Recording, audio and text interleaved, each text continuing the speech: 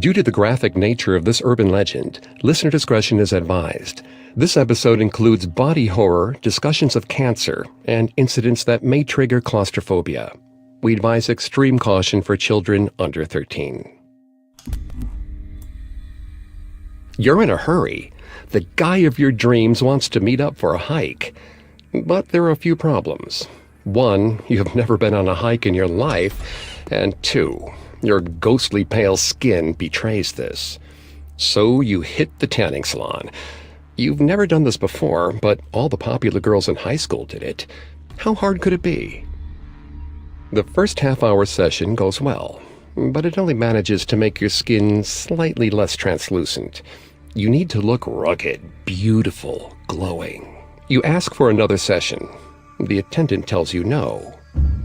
So you go on to find another salon, then another, and another. Finally, you're the bronze goddess you want to be.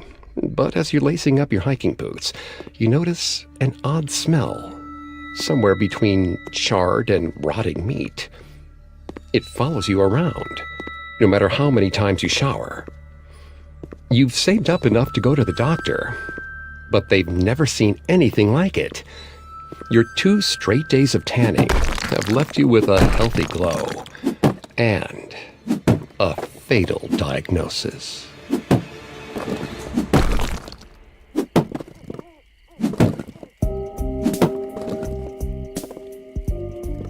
Welcome to Haunted Places, a Parcast original. I'm Greg Polson. Today's episode is part of our Urban Legend series. Every Tuesday, we explore those chilling stories you hear secondhand, the kind that seem made up, but contain a kernel of truth. Urban Legends is only on Spotify, so keep listening here to never miss an episode. But don't forget to come back each Thursday for a classic episode of Haunted Places, covering yet another ghost-filled locale. You can find episodes of Haunted Places and all other Parcast originals for free on Spotify. To stream Haunted Places for free on Spotify, just open the app and type Haunted Places in the search bar. At Parcast, we're grateful for you, our listeners. You allow us to do what we love. Let us know how we're doing. Reach out on Facebook and Instagram at Parcast, and Twitter at Parcast Network. Today, we explore an urban legend about vanity and the dangers of modern technology. The legend of a local girl who tans herself to the point of cooking her own internal organs has been kicking around since the late 1980s, and it very much seems too strange to be true. But there have been multiple deaths caused by tanning beds. Some are just slower and stranger than you'd expect. It tends to begin with an upcoming event, a wedding, a prom, a reason for a woman to look as healthy as possible, even if she's compromising her health to do so. Somehow, her preparations got away from her. She needs to get that sun-kissed glow quickly, so she ignores the vice of the tanning salon employees, hopping from venue to venue until she achieves her desired but greatly accelerated effect. But her new outer beauty conceals the damage within. Her organs have burned and shriveled, as if they've been cooked in a microwave. Or as we might recall from another urban legend we covered, a baby in an oven.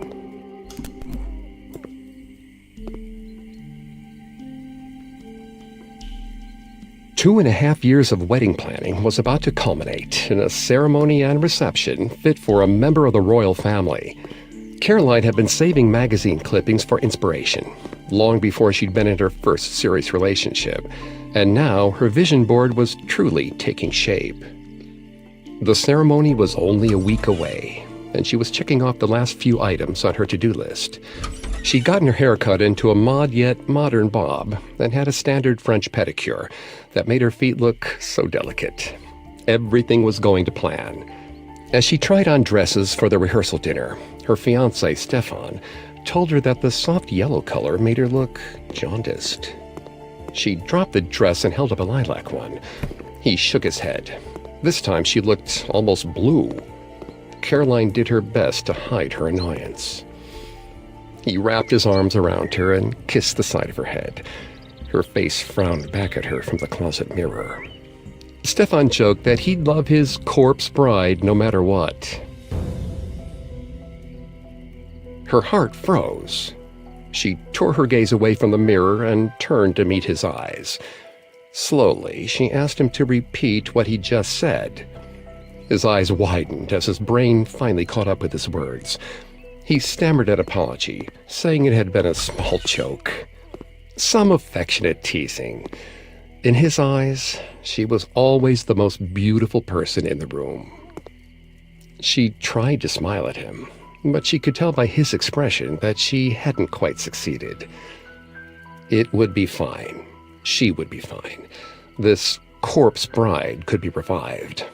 She grabbed a soft green dress for the rehearsal dinner and made a note in her calendar to schedule a tanning bed appointment. All through dinner, she heard Stefan's voice in her head. She couldn't let the comment go, no matter how hard she tried to reason with herself. She picked at the skin on her hands, angry at how sallow she looked.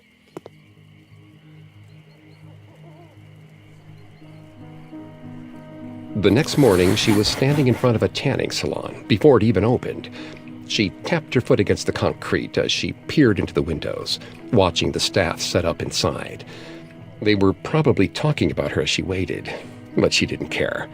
This was an emergency. Anyone could tell that she was far too pale to be getting married.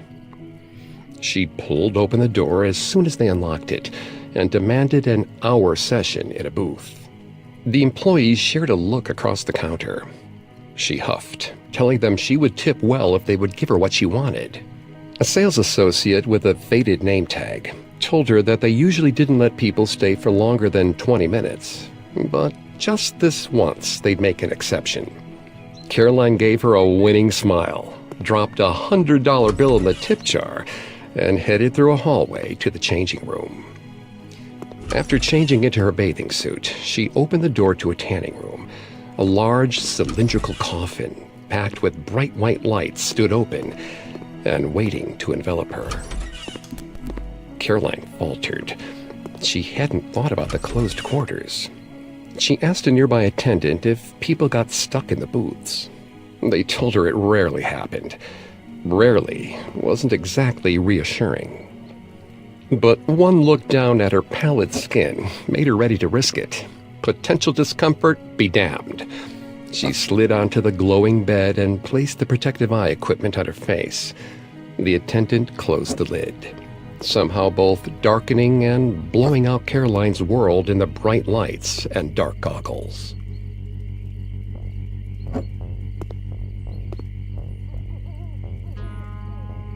The overpowering hum of electricity in the tight space had her thinking of Frankenstein and his doomed experiment. A true corpse bride. She'd meant to use the time to meditate on her vision board again, but all she could think about was the coffin shape of the container and the ineffectual reassurance the attendant had offered her. If they didn't come back, would she be stuck here forever? She began counting the minutes, but panic was already beginning to crawl down her spine. She breathed in deeply, forcing her body to stay still. She would not give in to childish fears. Her wedding pictures were at stake. A soft shuffling of feet came from nearby. Caroline breathed a sigh of relief. She must have done better with her meditation practice than she thought. She called for them to let her out. The feet moved farther away. Caroline didn't like that. She didn't feel safe at all with her body posed like it was ready for some kind of science fiction funeral. Her breath started to come in short bursts. She wanted to ease her panic, but she couldn't stop thinking about what would happen if she never left this box. Would the whole of her body evaporate under the harsh lights eventually? How long would it take for Stefan to miss her? She needed to get out of here. Caroline pressed on the glass. It remained sturdy under her fingers. This couldn't be happening. She tried again, noticing how truly weak her wrists were at the time she needed them the most. If she ever made it out of here, she would spend more time at the gym. Maybe try rock climbing. That was a promise. A quiet giggle slipped into the tight space. She wasn't alone. Someone was enjoying her panic. They could help her, but they were choosing not to. She screamed, banging against the glass panel. The container lifted by a centimeter. It wasn't enough. Caroline tried to lift it again, but the blinding bright lid only seemed to get closer. She pushed as hard as she could, feeling the muscles in her forearms straining. She wasn't strong enough. Her breath was ragged as she begged, tears streaming down into the glass, for someone to let her out of this prison. The heavy groan of the lid closed down tighter on her. She could feel her erratic breaths ghosting across her face now. The world felt like it was tilting on its axis. The lights blurred together into one singular, all-encompassing entity. It wouldn't let her escape. The lid creaked again. Glass pressed against her nose. She screamed and pleaded, begging whoever was here to let her go. It wasn't a crime to have a healthy glow on her wedding day. She didn't deserve to die for trying to feed that desire. A soft click came from the opposite side of the room. The door was shut. Any chance of help from a stranger was gone. Summoning the last vestiges of her strength, she pushed against the top. Her nose pulled away from the glass. That was progress. She wanted to scream with relief. She could do this. Her arm shook as she raised it up a little bit farther. She could breathe easily again. The machine groaned. Caroline held still. Then the large glass lid dropped down lower, banging into her nose. The world grew dim around her. Her eyes fluttered shut. She felt a trail of blood slither its way down her cheek. As she finally fell into unconsciousness, the last sound she heard was the first plink of a blood droplet landing on the salon floor. Coming up, Caroline's wedding becomes a cookout. This episode is brought to you by Square. You're not just running a restaurant, you're building something big. And Square's there for all of it, giving your customers more ways to order, whether that's in person with Square Kiosk or online. Instant access to your sales, plus the funding you need to go even bigger. And real-time insights so you know what's working, what's not, and what's next. Because when you're doing big things, your tools should too. Visit square.ca to get started. Did you lock the front door? Check. Close the garage door? Yep. Installed window sensors, smoke sensors, and HD cameras with night vision? No. And you set up credit card transaction alerts, a secure VPN for a private connection, and continuous monitoring for our personal info on the dark web? I'm looking into it. Stress less about security. Choose security solutions from TELUS for peace of mind at home and online. Visit TELUS.com/total security to learn more. Conditions apply. Mettez plus de concerts en banque en optant pour un forfait bancaire Scotia. Des conditions s'appliquent. Visitez banquescotia.com/forfait bancaire. Banque Scotia. Vous êtes plus riche que vous le croyez. Now back to the story. Caroline's look was marred by a large nose splint and 2 black eyes, but she smiled in every wedding photo all the same. The staff had kept their word, allowing her to spend a full hour in the tanning bed. She'd lost consciousness when it collapsed in on her. Thanks to one employee having a change of heart, they'd pulled her out. But the damage was done. Several $100s in tanning vouchers wasn't going to fix it. Stefan had, thankfully, not said a word about her skin or nose. He was so sweet. Smiling hurt, but she was determined to show just how happy she was in her pictures. Her frenemies on Facebook needed to be jealous of her perfect life, or there was really no point to any of this. Stefan grimaced, wiping something off her lip. He held his finger up so she could see. Blood. She licked around her lips, hoping to catch any other stray drops. and had her makeup artist reapply her lipstick so they could keep taking pictures. The sky was clear, and the forecast had said it would only be in the 60s, but she could still feel the heat creeping under her skin. Her abdomen felt like it was burning. She smiled through the pain, reminding herself that she only had a few more hours of faking perfection before she was free. She arched her back, trying to alleviate some of the pain. Stefan pulled her away from the camera flashes to ask if she was all right. She smiled weakly at him as pain exploded through her body. Her knees gave out. Stefan barely caught her. The entire wedding party descended on them, crushing her with supposed concern.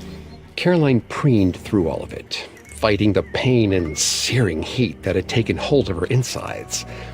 Stefan watched her carefully. He gently pleaded with her not to be upset, but he needed to tell her something. She wished he would pick a less crowded space, but she told him to say whatever he was feeling. He shook his head. It wasn't about him. It was her. The whites of her eyes were starting to turn yellow. Caroline could feel her temple pulsing with stress. She couldn't possibly be mad at Stefan for telling her what he saw. He was clearly concerned, but this would be an even bigger issue for her wedding photos. They would have to pay more if the photographer needed to spend hours correcting the pictures in Photoshop. As if he could read her mind, Stefan cupped her face gently and told her to stop worrying about the wedding. Easy for him to say. She had spent nearly 20 years of her life planning this, all the way down to the cufflinks he was wearing. Her stomach churned. Stefan could hear it, apparently, because he asked her if she wanted something to eat. She grimaced, feeling stomach acid rising in her throat. No, she very much did not want food. What she would like was for one of the vultures buzzing around her head to stop snacking on hors d'oeuvres while leering at her. The group went silent. She sighed and muttered a stilted apology. She loved her family and friends dearly. This was just a very stressful time. Stefan pointed out that no one was eating anything. Caroline sniffed the air. She could distinctly smell something that carried the umami odor of cooked beef. But when she focused enough to look, she saw Stefan was right.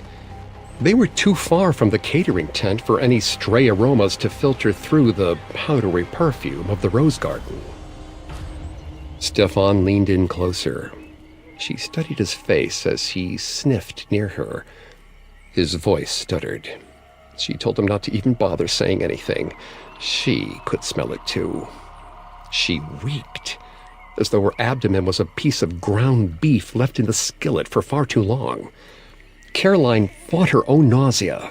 Embarrassment seeped into every pore as she finally looked up at the circle of guests crowded around her.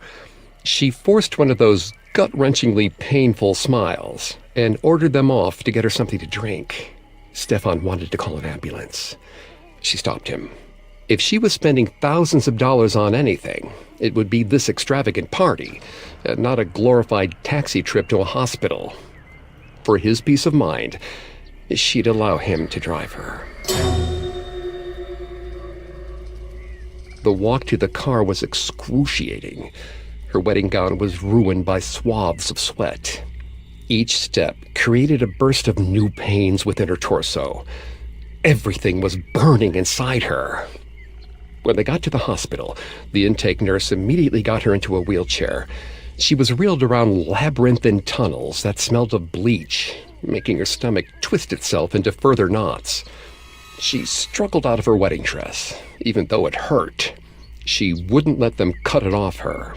Once again, she was asked to lay in a bed that would disappear into a coffin. She didn't want to do it this time. The lab tech reassured her that everything would be fine. They needed to see what was happening inside her. Wincing, Caroline climbed onto the plastic slab they had the audacity to refer to as a bed. She tried to keep her eyes off the red light as the machine slid her body into a tomb. Her breath puffed against her face. This was all too familiar. Once again, she felt panic slither over her body as she held deathly still. Caroline clamped her eyes shut, reminding herself that this would all be over soon enough. She probably had a stomach flu or something. At worst, appendicitis. She would recover and eat ice cream, and they'd schedule a post-reception reception at her favorite lounge in a week or two. This would be nothing but a distant memory. They pulled her out, and she could finally breathe again. A technician helped her into a hospital bed and wheeled her back toward her room. She sat for an eternity in limbo with Stefan. The smell of meat soured, turning rotten. An emergency code blared. Several doctors rushed into the room at once. Owl-eyed interns hid behind residents and specialists. It looked like the whole trauma wing was there. Stefan asked for an explanation, but they ignored him, scrambling to give Carolyn an IV and scanning her bracelet to verify her identity. Caroline had had enough of this. She yanked her arm away and refused to let them do anything until they told her what the hell was going on. One doctor looked to another for help. The silence stretched, filled only by the horrible smell. A nurse stepped forward. She told Caroline that they needed to get her into surgery immediately if she had any hope of survival. Caroline paled. The nurse, sensing her confusion, explained. Caroline was going into major organ failure. Hesitantly, the nurse asked if Caroline had visited a tanning bed recently, because her organs looked like they'd been cooked. Cooked in a tanning bed is part of a family of urban legends we should probably call microwave stories. But unlike the tales of people accidentally putting animals in the microwave, this story of tanning gone wrong is about the damage that lies beneath the surface. The leading lady doesn't explode like a poodle or a hamster. Instead, she slowly burns from the inside out. Like many urban legends, the supposed truth of cooked in a tanning bed relies on a thorough misunderstanding of the science it supposedly depicts. The horror of the protagonist's fate relies on the teller believing that the UV light tanning beds also contain microwave energy. There are 3 kinds of UV light: UVA, UVB, and UVC. UVC is the most damaging, but the Earth's atmosphere luckily blocks the majority of it. The ultraviolet radiation from tanning beds includes both UVA and UVB rays in an attempt to emulate natural sunlight. UVB penetrates the top layers of skin and tends to be the cause of sunburns, while UVA reaches the deeper layers and can cause accelerated skin aging. Both forms of radiation can increase a person's risk of skin cancer, particularly the deadliest form, melanoma. The victim's fate in Cooked in a Tanning Bed would appear to share more with the effect of a microwave oven. We generally describe microwaves as heating from the inside out, but that only appears to be the case. Microwaves don't actually give off heat. Instead, they cook by exciting molecules within organic material, like waters, fats, and sugars, while leaving inorganic materials like plastics, glass, and ceramics relatively untouched. The heat inside the microwave actually never rises above room temperature, and the organic material is generally cooked evenly all the way through. So, in the case of a microwave, cooking from the inside out doesn't mean that it starts cooking on the inside.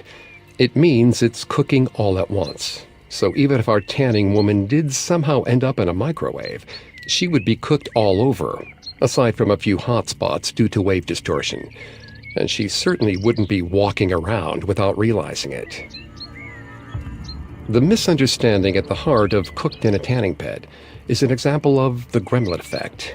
French folklorist Jean-Bruno Renard coined the term in 1992, basing it on the titular creatures in 1984's Gremlins. The gremlin effect refers to a family of urban legends that express anxiety about newish technology. The stories may be about appliance misuse, like accidentally cooking a baby thinking it's a pot roast, a defective appliance, like a broken microwave causing sterility, or hidden dangers every appliance contains, like the theory that cell phones cause brain cancer. Renard writes that the age and relative use of the technology is important. It must be new enough to feel novel, but common enough that the listener and the teller have extensive experience with it. But you don't need gremlins in tanning beds to make them dangerous. They present a very real risk of immunosuppression and eye damage. In 2009, they were deemed fully carcinogenic by the World Health Organization. That same report, which is based on 19 studies over the course of 25 years, also connects indoor tanning to both eye and skin cancer, with the risk of skin melanoma increasing by 75% when tanning bed use begins before the patient is 30. Those outcomes aren't as flashy as the urban legend, but there is a record of someone dying as a result of a tanning bed. The cause just isn't exactly what you'd think.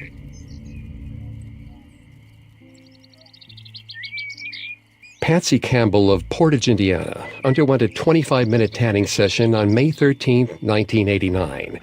She began to itch shortly after she left the parlor and developed blisters 2 days later. She was hospitalized with severe burns, which eventually covered 70% of her body. Her subsequent death from complications is considered to be the first veritable case of fatal burns from a tanning booth. But all wasn't entirely as it seemed. Ms. Campbell had been taking Sorlin, a compound that increases the skin's sensitivity to light.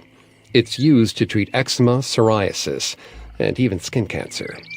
It's frequently coupled with UVA light in order to clear skin problems. It was also used in tanning sunscreens until 1996. Patsy Campbell's death occurred a full 2 years after the first appearance of the cooked in a tanning bed urban legend, but the story itself ties into a broader cultural truth. We don't trust new technology, and we certainly shouldn't trust tanning beds. A team at the Yale School of Public Health began preliminary studies into tanning dependence in 2017, and the desire for that healthy glow appears to have become a compulsion for some, just like the leading lady of cooked in a tanning bed. This is one of the rare urban legends where the dangers are real, just a little different. UV rays aren't microwaves, but they could be just as dangerous. It doesn't much matter if you're cooked from the inside or out. You're still dead.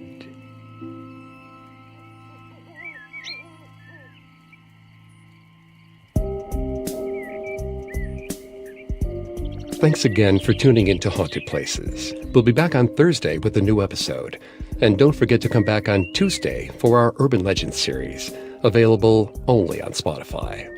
You can find more episodes of Haunted Places and all other Parcast originals for free on Spotify. Not only does Spotify already have all of your favorite music, but now Spotify's making it easy for you to enjoy all of your favorite Parcast originals, like Haunted Places, for free from your phone, desktop, or smart speaker. To stream Haunted Places on Spotify, just open the app and type Haunted Places in the search bar. And don't forget to follow us on Facebook and Instagram @Parcast and Twitter @Parcast Network. Until next time, don't believe some of the things you hear. Believe all of them. Haunted Places was created by Max Cutler and is a Parcast Studios original. Executive producers include Max and Ron Cutler. Sound design by Kenny Hobbs, with production assistance by Ron Shapiro, Carly Madden, and Isabella Way. This episode of Haunted Places was written by Lil D. Ritter and Jennifer Richey, with writing assistance by Greg Castro. I'm Greg Polson. This episode is brought to you by Square. You're not just running a restaurant, you're building something big. And Square's there for all of it, giving your customers more ways to order, whether that's in person with Square Kiosk or online. Instant access to your sales, plus the funding you need to go even bigger.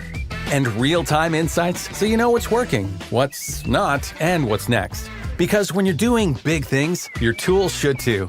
Visit square.ca to get started. On jette pas la pierre à personne. On jette pas l'éponge. Surtout, on jette pas son vieux climatiseur. On le recycle. Jette un coup d'œil sur GoRecycle.com pour découvrir toutes nos solutions. Ago recycle ta clim. Healthy eating isn't always easy. Juice Plus makes it simple. Each capsule delivers the goodness of over 30 fruits and vegetables. It's real plant-based nutrition you can trust. Simple, natural, backed by science. Visit juiceplus.com to get your capsules today. This episode is brought to you by Square. You're not just running a restaurant, you're building something big. And Square's there for all of it, giving your customers more ways to order, whether that's in person with Square Kiosk or online. Instant access to your sales, plus the funding you need to go even bigger. And real-time insights so you know what's working, what's not, and what's next. Because when you're doing big things, your tools should too. Visit square.ca to get started. Did you lock the front door? Check. Close the garage door? Yep. Installed window sensors, smoke sensors, and HD cameras with night vision? No. And you set up credit card transaction alerts, a secure VPN for a private connection, and continuous monitoring for our personal info on the dark web? I'm looking into it. Stress less about security. Choose security solutions from TELUS for peace of mind at home and online. Visit TELUS.com/total security to learn more. Conditions apply. Mettez plus de concerts en banque en optant pour un forfait bancaire Scotia. Des conditions s'appliquent. Visitez banquescotia.com/forfait bancaire. Banque Scotia. Vous êtes plus riche que vous le croyez. Due to the graphic nature of this urban legend, listener discretion is advised. This episode includes depictions of gore, violence, and drowning. We advise extreme caution for children under 13. You've heard it before from every mom you've ever met. Wait to swim until an hour or two after you have that sandwich. You don't want to cramp in open water. But that's more than a little silly. It's a sandwich, not a 6-course meal. And if you stop swimming now, you really ought to just go home. Swimming at dusk is far more dangerous. You fear sharks, not sandwiches. The world is quiet beyond the breakers. Only you and the sun and the waves. But just as you're settling in to tread water, pain racks your gut. You contract in the water, clutching your side. Your muscles scream in agony, failing to respond to your desperate pleas to remain above the surface. You slide beneath the waves as everyone finishes eating lunch on the shore, doomed by your own impatience.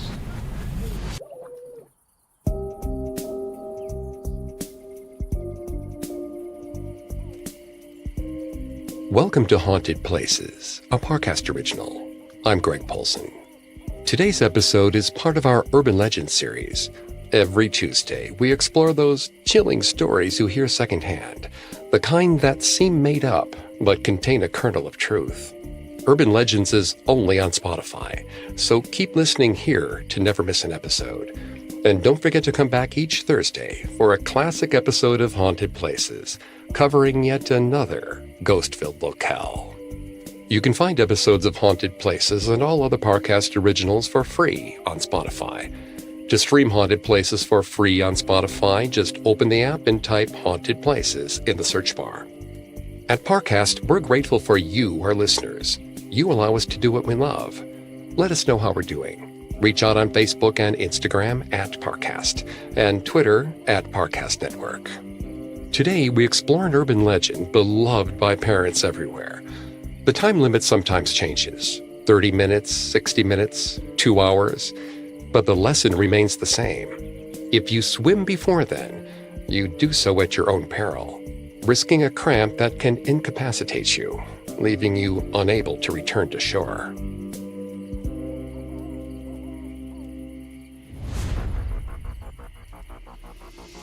It's hard to think of an urban legend or old wives' tale that's more widely quoted than, "Don't swim after you eat." It sounds like it makes sense. We feel sluggish after we eat. Swimming is strenuous. Sluggishness and strain are a dangerous combination. Drowning is one of the most horrible ways to die, and it's a major danger for young children around the world, which is why it's often legally required to station a lifeguard near every public body of water. But can a cramp really cause someone to drown? And can eating really cause a cramp? 2 days ago, the campground had been bustling with activity. The teen counselors had tried to hide their sighs of relief as the small kids gathered their belongings and said a tearful goodbye to their newfound friends for life. Now the place was almost a ghost town. The sports field was vacant. The craft room was empty. If you spoke in the mess hall, it echoed. A skeleton crew of camp counselors were tasked with closing up shop for the summer. Becca was grateful for the job, but she missed the little nerds. Working with the kids was the best part. Cleaning up their mess was the worst. She'd been on trash duty for 4 hours and had encountered every disgusting part of childhood. Caked on boogers left on top of picnic tables, moldy food hidden under beds, dirt-smudged trash. At least, she hoped it was dirt. There was no telling when it came to 5-year-olds. Her back ached from bending down constantly, and her phone was nearly dead from having Spotify open the whole time. She was ready for a break and a long shower. Aaron waved her over, telling her to take a load off and grab some food from the mess hall. She'd never been so happy to eat baked beans in all her life. Becca disposed of her gloves and headed up to the hall to wash her hands. After she'd given them one thorough rinsing, she started the process over again. The scent of rotting food and rubbing alcohol still clung to her clothes, and her skin was no better. With one more pass of hot water, she gave up on the whole venture.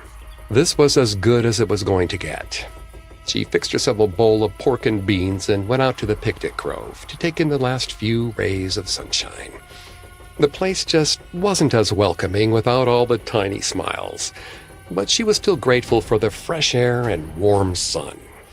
She'd miss it when she went back to normal life. Becca ate her food in silence as the sun set, taking in the conversation around her but not participating. She was too hungry and tired to think. All she cared about was the food.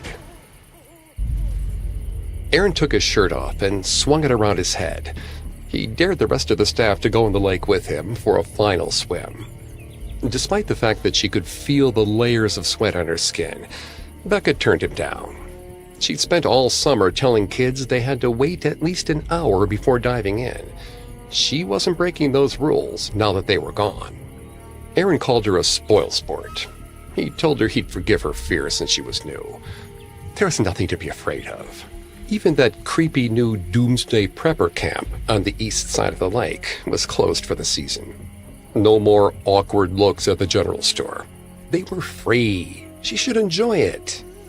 Becca just shook her head. He and the other 3 counselors raced toward the water's edge, leaving their mess behind. Becca rolled her eyes. How kind of them to make it her job to clean everything up. She stacked the bowls on top of each other, placing silverware on top of the pile before collecting all the cups. The walk back up to the mess hall was quick enough, with screams of excitement still chasing her from the lake. At least they were enjoying themselves.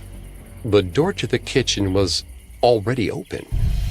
She remembered shutting it with her back as she carried her food out toward the sun.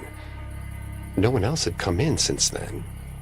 She muttered something under her breath about kitchen gremlins and dumped the contents of her arms into the sink.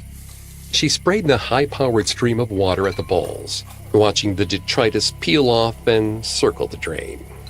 She felt a strange sense of accomplishment watching the food scraps all fall away.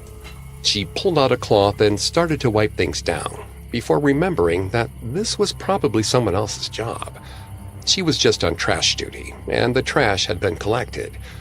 She put away a few stray pieces of silverware, noting that someone had decided to hoard the knives. Probably Aaron.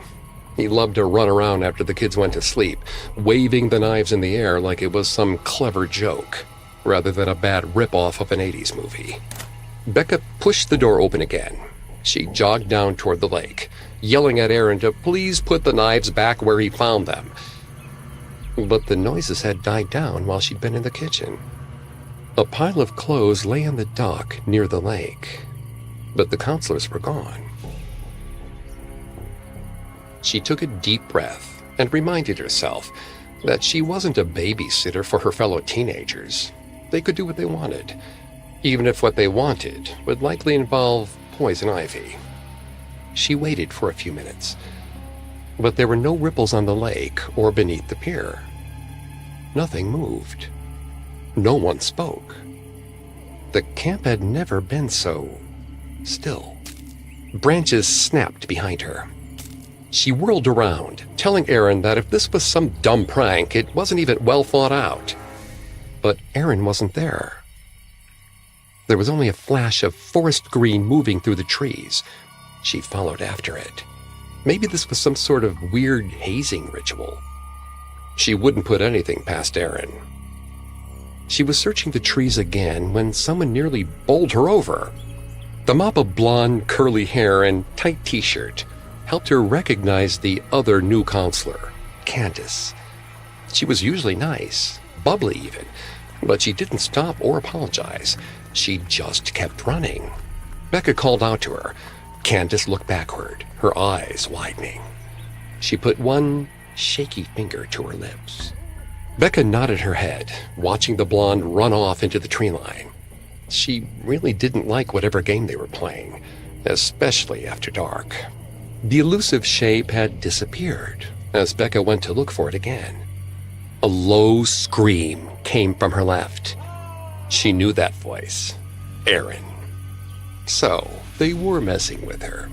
Becca stomped off toward the sound, her irritation overcoming her discomfort with the increasingly poor visibility. As she neared the source of the sound, the cry became more ragged. A low moan, followed by a long, wet squelch. She paused, not sure if she wanted to know what he was doing to make that noise. Then, he called for help. It couldn't be real. This was too obvious. Who actually murdered teenagers at a summer camp? Aaron was immature and unimaginative. She jogged through the woods, stopping every few feet to make sure she was following the right sound. His near screams became more desperate. He would have a great career as a voice actor, but she wasn't going to let him get away with this. Becca broke through a clearing of trees. There was Aaron.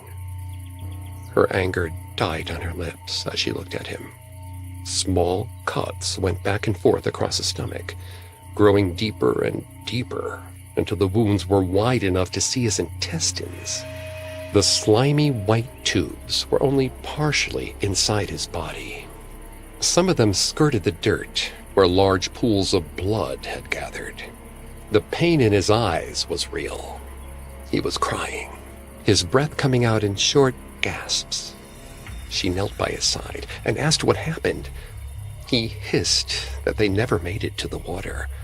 He'd tried to run, but one of them had gotten him. There were more on the road.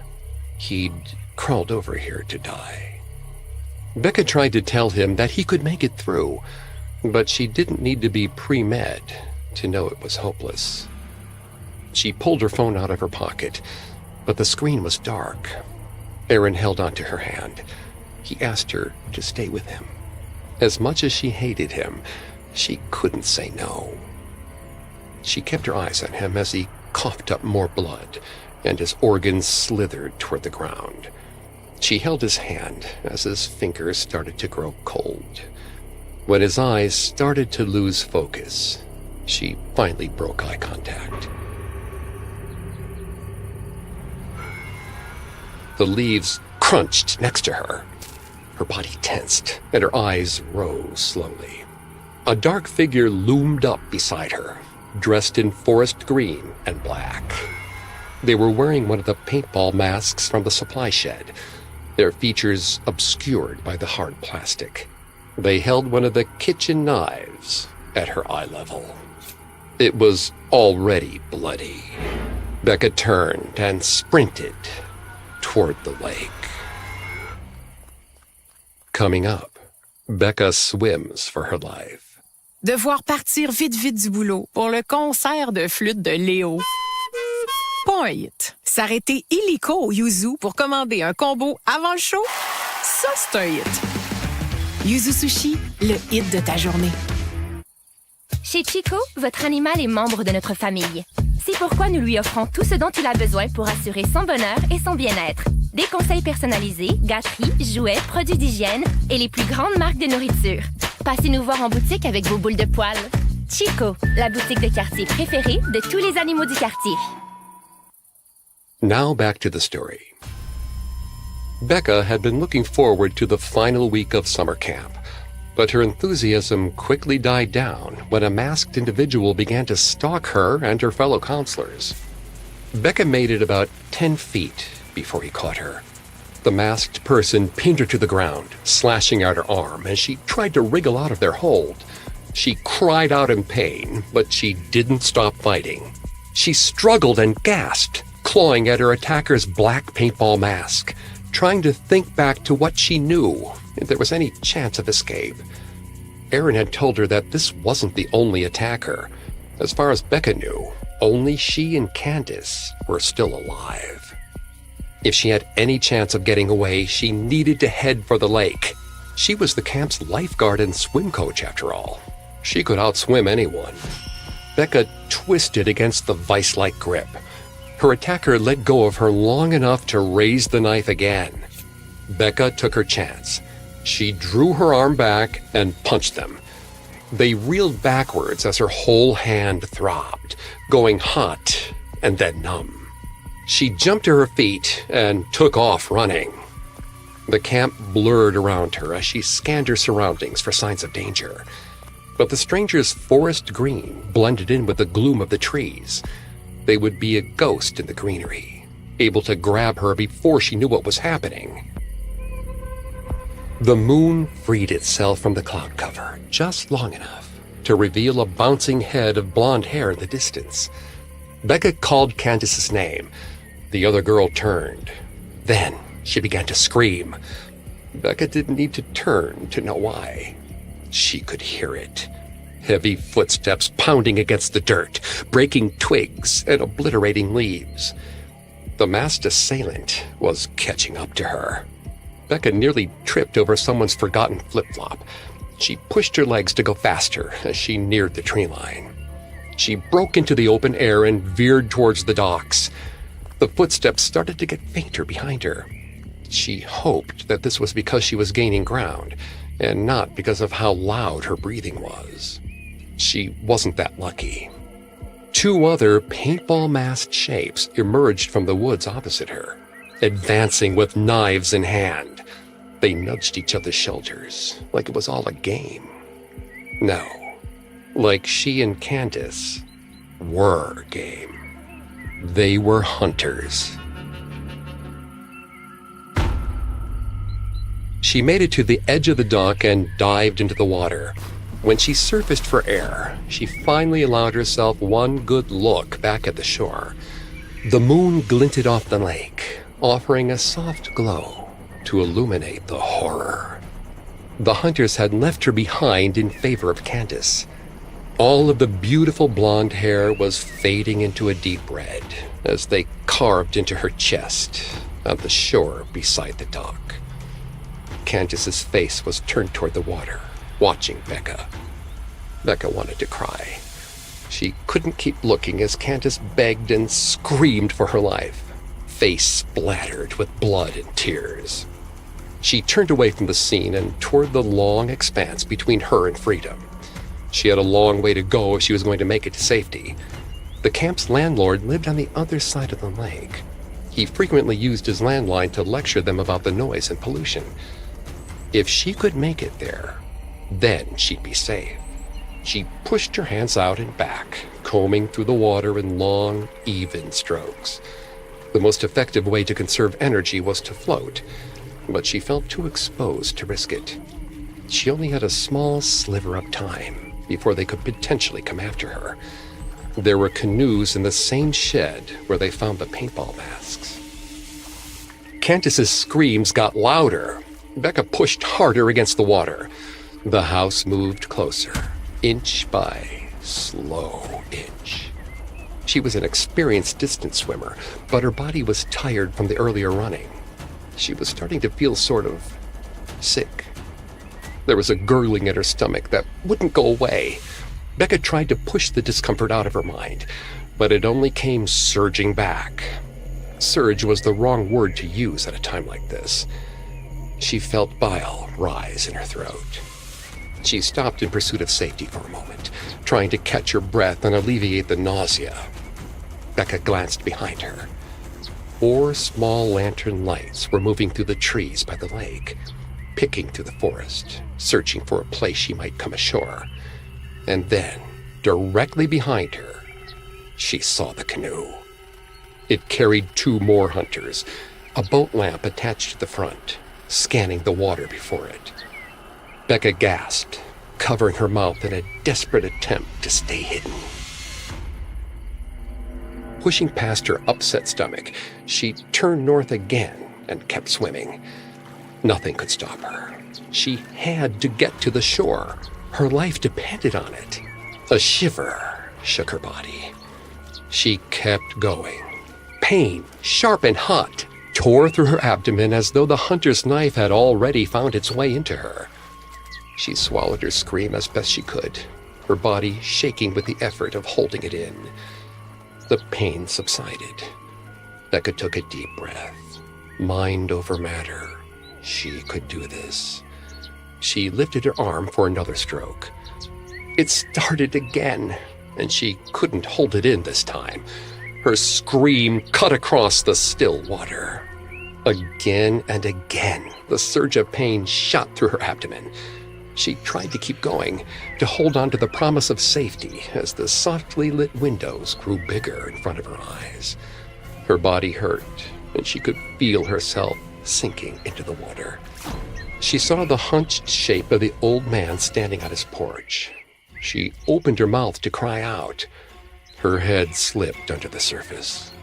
She fought upwards, her fingertips barely breaking the surface of the water. Pain pierced her again. She stopped moving, letting her body get carried under this time. She just had to wait it out. It was only a little cramp. She was stronger than this. She held air in her mouth, counting the seconds, waiting for the sensation to pass. But it lingered. Her limbs wouldn't stop shaking, and cramps in her calves joined the devastating pain in her stomach. She tried to summon more energy to keep going, but there wasn't anything left. With one more weak attempt, she tried to claw her way to the surface. Her body gave up halfway through the process. She sank lower and lower, her legs touching the bottom of the silt floor. Becca clutched her abdomen tightly, not wanting to give up. Her tears blended in with the moonlit water as she tried to summon a single iota of strength. Water filled her lungs slowly, burning with every involuntary attempt at breath. She was so tired. Every part of her hurt, but nothing was worse than the tears in her stomach. Her torso felt like it was being stretched to its breaking point. Her hands reached up one last time, and she went still. The canoe and its roving light slid over the water's surface just above, searching for a body that would never be found.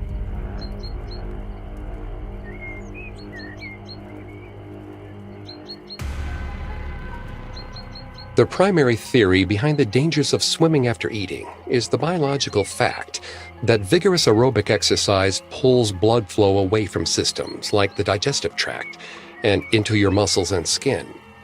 The premise is that if your body is still digesting, a push-pull effect can occur between the gastrointestinal tract and your muscles, resulting in a severe cramp. But scientists don't actually know what causes cramping. It's an extremely difficult phenomenon to study due to its apparent randomness. Anecdotal evidence suggests that cramps tend to occur after the sufferer has been sweating profusely, so some suggest that the issue is a lack of salt. The theory is that excessive sweating leads to dehydration, which causes muscle cells to draw closer together, putting pressure on the surrounding nerves.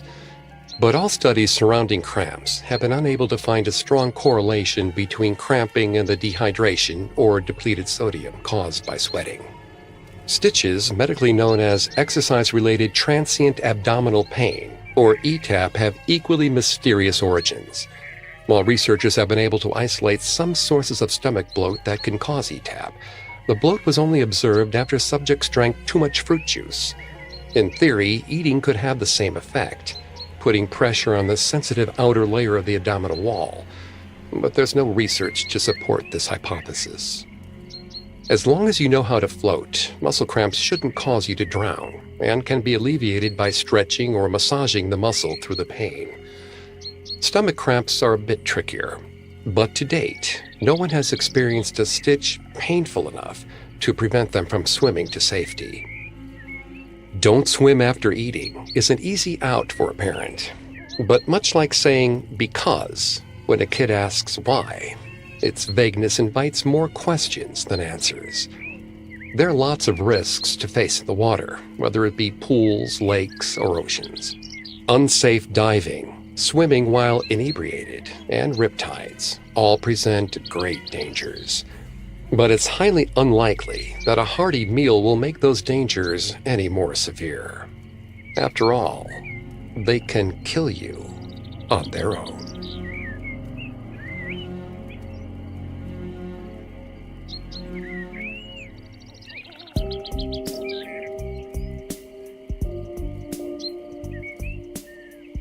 Thanks again for tuning into Haunted Places. We'll be back on Thursday with a new episode. And don't forget to come back on Tuesday for our Urban Legends series, available only on Spotify. You can find more episodes of Haunted Places and all other Parcast originals for free on Spotify. Not only does Spotify already have all of your favorite music, but now Spotify's making it easy for you to enjoy all of your favorite Parcast originals, like Haunted Places, for free from your phone, desktop, or smart speaker. To stream Haunted Places on Spotify, just open the app and type Haunted Places in the search bar. And don't forget to follow us on Facebook and Instagram @Parcast and Twitter @Parcast Network. Until next time, don't believe some of the things you hear. Believe all of them. Haunted Places was created by Max Cutler and is a Parcast Studios original. Executive producers include Max and Ron Cutler. Sound design by Carrie Murphy, with production assistance by Ron Shapiro, Carly Madden, and Isabella Way. This episode of Haunted Places was written by Lil D. Ritter and Jennifer Richey, with writing assistance by Greg Castro. I'm Greg Polson.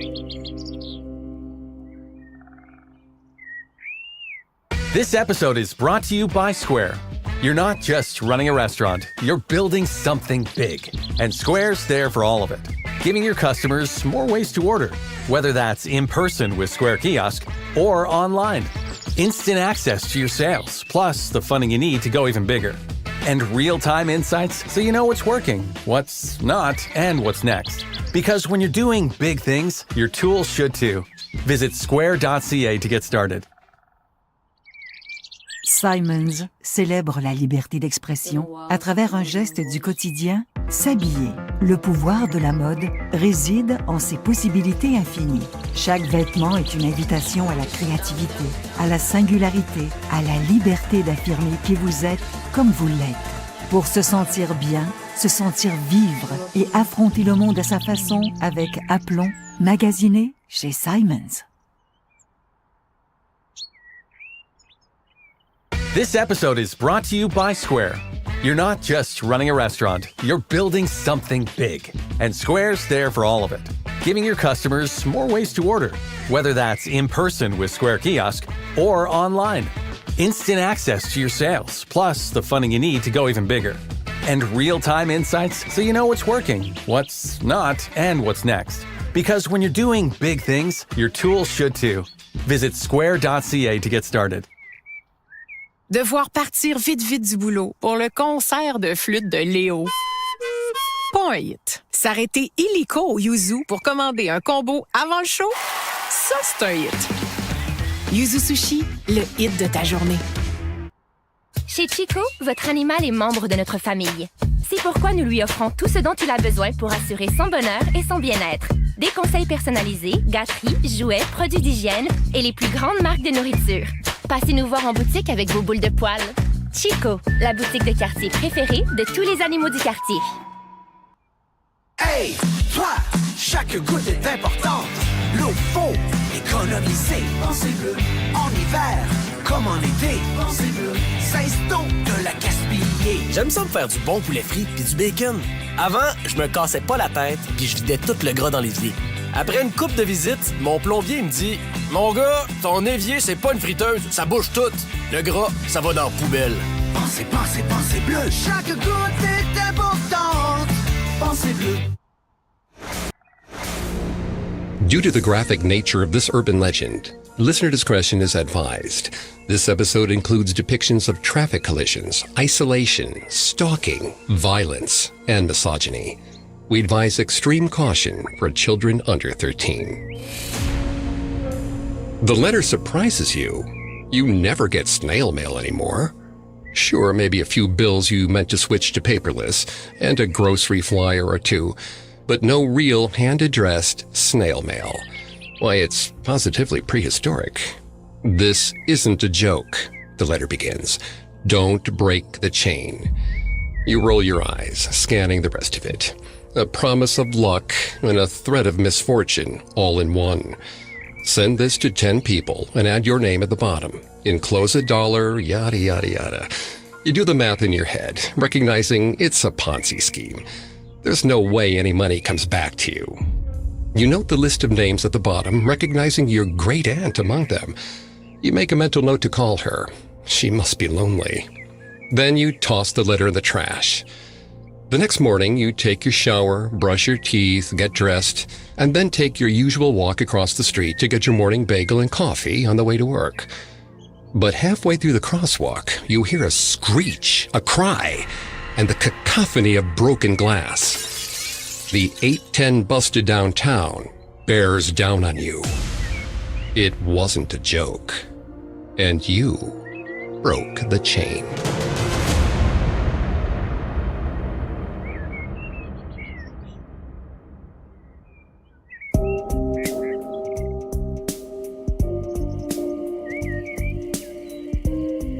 Welcome to Haunted Places, a Parcast original.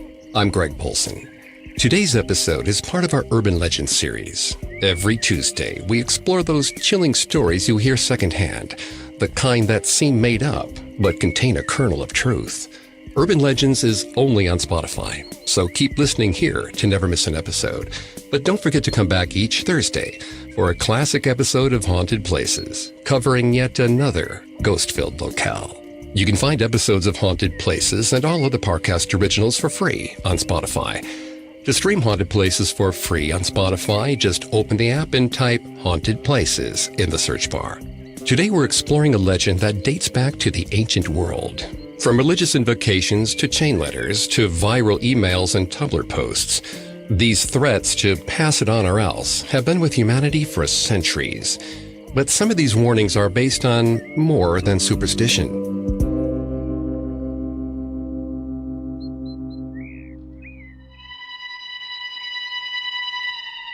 Folklorist and independent researcher Daniel W. Van Arsdale describes chain letters as documents that advocate their own perpetuation. Some offer luck, protection, or threats of doom and death. Others spread sad tales about people in need who seem to disappear as soon as the money hits their bank account. It's easy to laugh about chain letters. A message written in block letters, font size 24 or bigger. This is not a joke. Pass this on to 10 people in order to save yourself or somebody else from unspeakable horror. Or just send $1 to the address of the person at the top of the list and add your name to the bottom to get $8,000 in return. What's the risk? It's only $1. The tamer letters are just pyramid schemes, albeit patently illegal ones since they are technically gambling through the mail.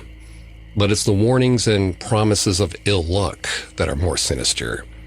You might recall the Slave Master urban legend we covered last October, a chain email that was inspired by an actual serial killer who was using his role in the BDSM community to lure and then murder his partners. But the Slave Master is just the tip of the iceberg. Sure, the over-the-top language is laughable, but you never know what's real and what isn't. So it's important to know exactly what kind of note you're throwing in the trash.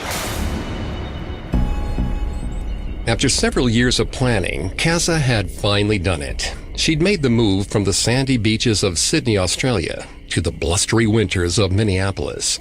It wasn't full of glitz and glamour like on TV, but she did love the winter storms and central heating. She loved everyone she came across in this vibrant city, even if she hadn't really met anyone outside her coworkers yet. Kaza was still getting used to the piles of mail that filled the small metal square built into the lobby of her apartment building. The countless slips for takeaways and ad campaign flyers were overwhelming. But there was something else nestled within her bills. A small square envelope with her name handwritten on the front. The person had even taken the time to spell out her nickname instead of Carol, the dull name she was born with. It was special to get a letter like this. There weren't a million postage stamps on it. It hadn't come from Australia. There was no return address either. She wondered if she had a secret admirer, or if one of her co-workers enjoyed old-fashioned correspondence. Kaza loved the thrill of opening a letter, even if it turned out to be something boring. It was a little mystery until you lifted the flap and tore open the paper. She drummed her fingers along the edge of the envelope as she walked down the hallway and up the rickety staircase that had seen better years. Kaza unlocked her door and threw the not-important mail into the bin. She examined the bills impatiently, writing dates onto her calendar so she wouldn't forget to pay anything. The mysterious letter sat on her Formica countertop, waiting patiently for her. She wanted to prolong the experience, relish her first piece of handwritten mail in America. But her hands had other plans. In an instant, she was ripping open the brown paper as quickly as she could, mangled envelope fluttering to the ground mere moments after she had begun. Kaza was grateful that she lived alone. It may have been quiet, but at least no one could catch her in the act of being this ridiculous. She bent down and retrieved the paper. Small red dots were scattered over the back of the page. Perhaps someone had sent her a small game to play, one of those murder mystery box services you could send through the mail. The letter had been folded and refolded 1,000 times, deep lines running through the words like wrinkles on a wizened face. Ink blots bled onto the page from someone pressing down too hard. The words themselves were squished together, an erratic and nearly impenetrable maze of text. Kaza walked over to her small charity shop sofa and sat down. She had to squint to even attempt to read it. Whoever had written this had tried to shove as much information on the page as they possibly could. There was no signature at the bottom. She would simply have to guess who had sent it to her. Maybe the dots in the back would be some sort of clue. Eyes properly adjusted, Kaza began to read. This is not a joke. Heed my words. Do exactly as I say, and you might be safe. He is watching you already. He has been for weeks. My best friend Alicia didn't trust the warning that was given to her. I'm telling her story so that you can know what to do. Listen to me. Follow the advice. It's the only way to get through this. A sense of growing tightness rose in Kaza's chest as she read. She rubbed at her clavicle, trying to ease the tension. She wasn't sure she wanted to keep reading, but she'd already started. She had to keep going. Alicia got a letter from a concerned citizen.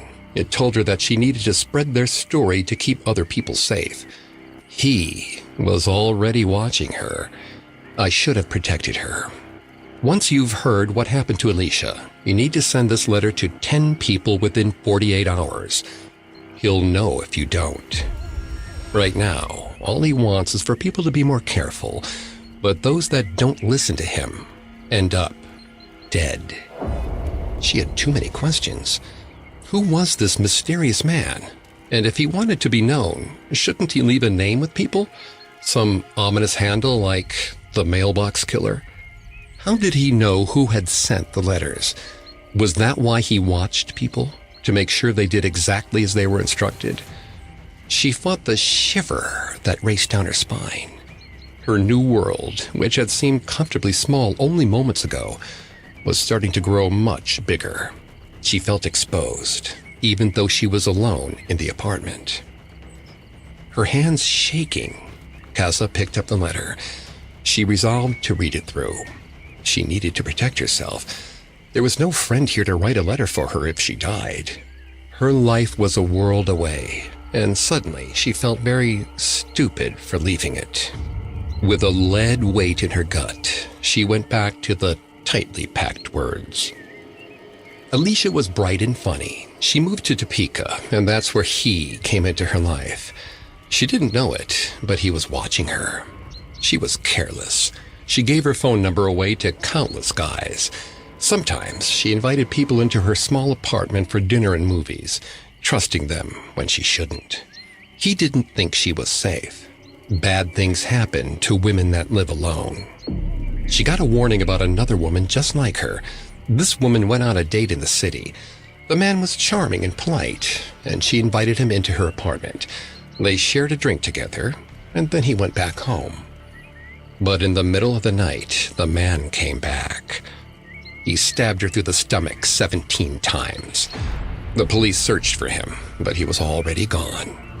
Alicia was told that the only way to avoid this was to send a letter to 10 of her closest friends in 2 days.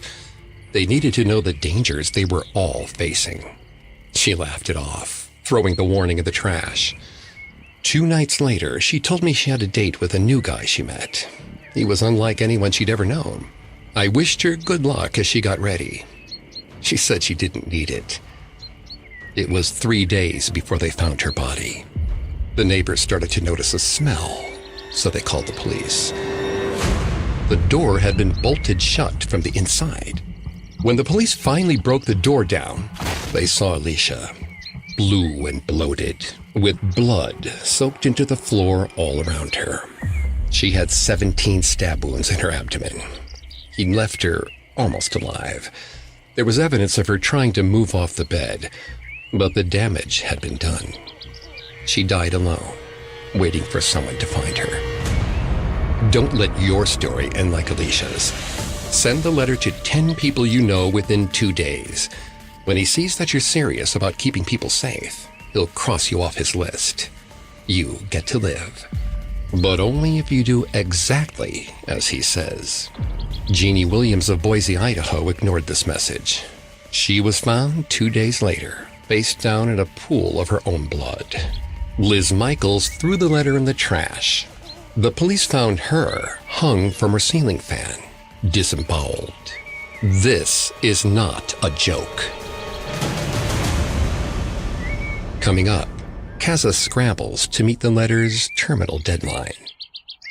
This episode is brought to you by Square. You're not just running a restaurant, you're building something big. And Square's there for all of it, giving your customers more ways to order, whether that's in person with Square Kiosk or online. Instant access to your sales, plus the funding you need to go even bigger. And real-time insights so you know what's working, what's not, and what's next. Because when you're doing big things, your tools should too. Visit square.ca to get started. Vue du ciel, nos terres sont tellement belles. Les protéger est devenu essentiel. Les coopératives agricoles assurent une production locale de qualité, respectueuse de notre terroir.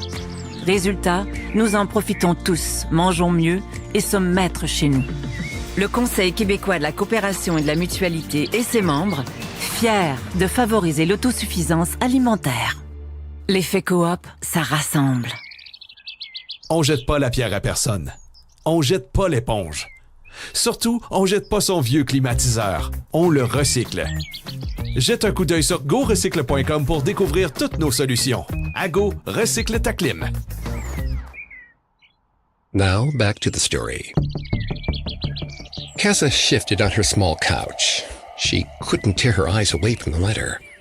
Its story of Alicia, a young woman living alone, felt eerily familiar to her own situation, even though she wasn't the type to bring men back to her place. If she wanted to avoid the girl's fate, she needed to send out 10 copies of the letter within 48 hours. But 48 hours was such a small window of time. She had 3 projects due in the next 2 days, and she cherished her small lunch breaks. The letter's story was so detailed that she found it difficult to believe that it was made up. Besides, it had been sent by someone who knew her personally. That counted for something. They just wanted to keep her safe. Kaza placed the letter carefully at her kitchen table. She got ready for bed, but struggled to fall asleep. The mysterious man loomed large in the back of her mind. His eyes peered out at her from the darkness. 2 small dots of white in the shadows of her apartment. She got up to check, but she found nothing but air. There was no one else here. Just the pale white of the letter on the table. Kaza tossed and turned throughout the night. Though the hours rolled on, it felt like the morning only moved further away. At one point, she awakened, chest heaving with anxiety, her eyes slowly searching the room around her. There was a man sitting on the edge of her bed. Terrified and unsure what to do, she screamed at him to go away. But he didn't react. He simply stared at her, through her, as if she'd be gone soon. She blinked and he disappeared, fading into a pile of dirty laundry by the bedside. She told herself that she was just sleep-deprived. The letter had curled its way into her brain. She couldn't shake it. Like a macabre security blanket, she looked to the table. Kaza wanted to hold it one more time, feel the texture of the paper against her hands. Maybe she could decode the red dots on the back. The paper was gone. She had work in an hour. If she spent too much time looking for it, she'd be late. Kaza sorted through couch cushions and crawled around to the floor of her tiny apartment. But she couldn't find the letter. She checked the bin for the envelope. All of her trash had been emptied sometime during the night. Had she taken it out herself? She'd have remembered, wouldn't she? Her apartment door was locked from the inside. It had to have been her. After looking one more time in the kitchen and the living room, she headed to work. Her heart was racing throughout the commute. She couldn't possibly copy the contents if she didn't have them anymore. When she arrived at the office, Kaza interrogated her coworkers. No one would admit to writing the letter. A secretary in the office came over to Kaza during her coffee break and asked if she was in trouble. Kaza didn't know what to say. She couldn't explain her situation when she didn't even have the letter to prove it. All she really had were dreams and bad feelings. Still, she couldn't bring herself to say no. Not when her life might have been on the line. Kaza answered as genuinely as she could, saying she wasn't quite sure. Every stray sound in the office made her head jerk. Her back ached from the tension she was carrying at her shoulders. She had a day to make this right. The secretary reassured her. Someone was only trying to scare her. Americans were mean that way sometimes. Morbid. Kaza nodded her head and tried to look brave. When work ended, she trudged back to her apartment. She walked up the stairs slowly. A small creaking sound came from behind. When Kaza turned to look, she didn't see anyone there. The faintest whiff of cologne tickled her nose. She waved her hand through the air, clearing it. Now she was just imagining things. No one had been in her apartment. It would be all right. She was safe. Even if she couldn't remember the contents of the letter, she would refuse to accept any offers of a date that came the next day. The other women had been undone by allowing a stranger in. She wouldn't be so careless. Kaza entered her house and left her keys on the countertop. She scoured the apartment for the letter one last time. Nothing. Unsurprised, she sat down and began to write out an approximation of what she had read. She was telling the tragic story of Amy. Or was it Allie? Something with an A. Amy would have to do. She continued writing, mentioning the dates and how important it was to be safe. She described the man cutting the woman's throat. Or did he just stab her? She couldn't remember. When she finished, she read it through. The words weren't the same, but the content was close enough. She wrote 4 more copies of the letter. but she faltered when it came to addressing them. Kessa hadn't been in America long enough to make many friends. Her co-workers had never given her their addresses. She needed to get the letters to them one way or the other. Resolved to see this through, she stashed them in her purse and spent the rest of the night trying not to think about it. Still, whenever she closed her eyes, she saw the man with the hollow face walking toward her. Her sleep was restless again. No matter how she situated herself on the mattress, she could feel someone watching, waiting in the darkness for her to close her eyes. She told herself that she still had one more day. It wasn't too late. In the morning, she checked her purse. Her letters were still there. She clutched her bag tightly to her chest on the bus. In between doing her work, she checked to ensure the letters were still there. They were her only lifeline. During her lunch break, she left them in the kitchen for people to read. Like the person before her, she left the letters unsigned. She feared that she could lose her job for spreading the news around, but she prayed the secretary wouldn't tell. But no one acknowledged the letters. Before she went home, she checked one more time. All 5 of them sat untouched on the counter. It made her uneasy that no one had taken them, but the first writer had never specified that someone had to read them, only that she had to send them out. The same cologne greeted her on the staircase of her building. The lack of sleep was starting to wear on her. She bolted up the rest of the stairs and locked her apartment door tight. Kessa saw faces everywhere, over her shoulder as she brushed her teeth, underneath the kitchen sink as she rooted around, looking for a weapon she could take to her bed. She couldn't escape, no matter if her eyes were open or closed. He was tormenting her. But she'd done the work. She should be safe. The wrench she hid under her pillow was just a precaution. Besides, no handsome stranger had asked her out. Her eyes drooped. She needed rest. Her nerves had been stretched thin under the stress of all this. Kessa stumbled to her bed and fell into a dreamless sleep. She didn't hear the footsteps creeping around her apartment. She didn't get a good look at the man's snarling face. She could barely open her eyes as she felt the plunge of steel into her abdomen, over and over and over. 5 times for the 5 letters she failed to send. 5 more for the others that hadn't been received. Her hand slid limply away from the pillow as the life faded from her eyes. She had never even reached for the wrench. The man sat down at Kessa's countertop and started writing another letter. This is not a joke. The power of chain letters rests in the past repeating itself. Their horror is cyclical, but so is their promise. The riches or dangers offered there are no worse than what has happened to others if they continued or broke the chain. The first is an invocation of prayer or other supernatural influence. The second is an acknowledgement of origins, usually a concrete location and individual who began the chain. The third and fourth are success and punishment stories, indicating the possible outcomes of obedience or disobedience to the letter's demands. The letter ends with an instruction and promise. How many copies of the letter to distribute within how many days? One can now find the chain letter format being distributed by post, fax, email, text message, or other forms of social media like Twitter, Facebook, Instagram, and Tumblr. But these so-called texts that encourage their own propagation are much older than that. Researcher Daniel W. Van Arsdale begins his extensive collection of chain letters with a selection from the ancient Egyptians' Book of the Underworld.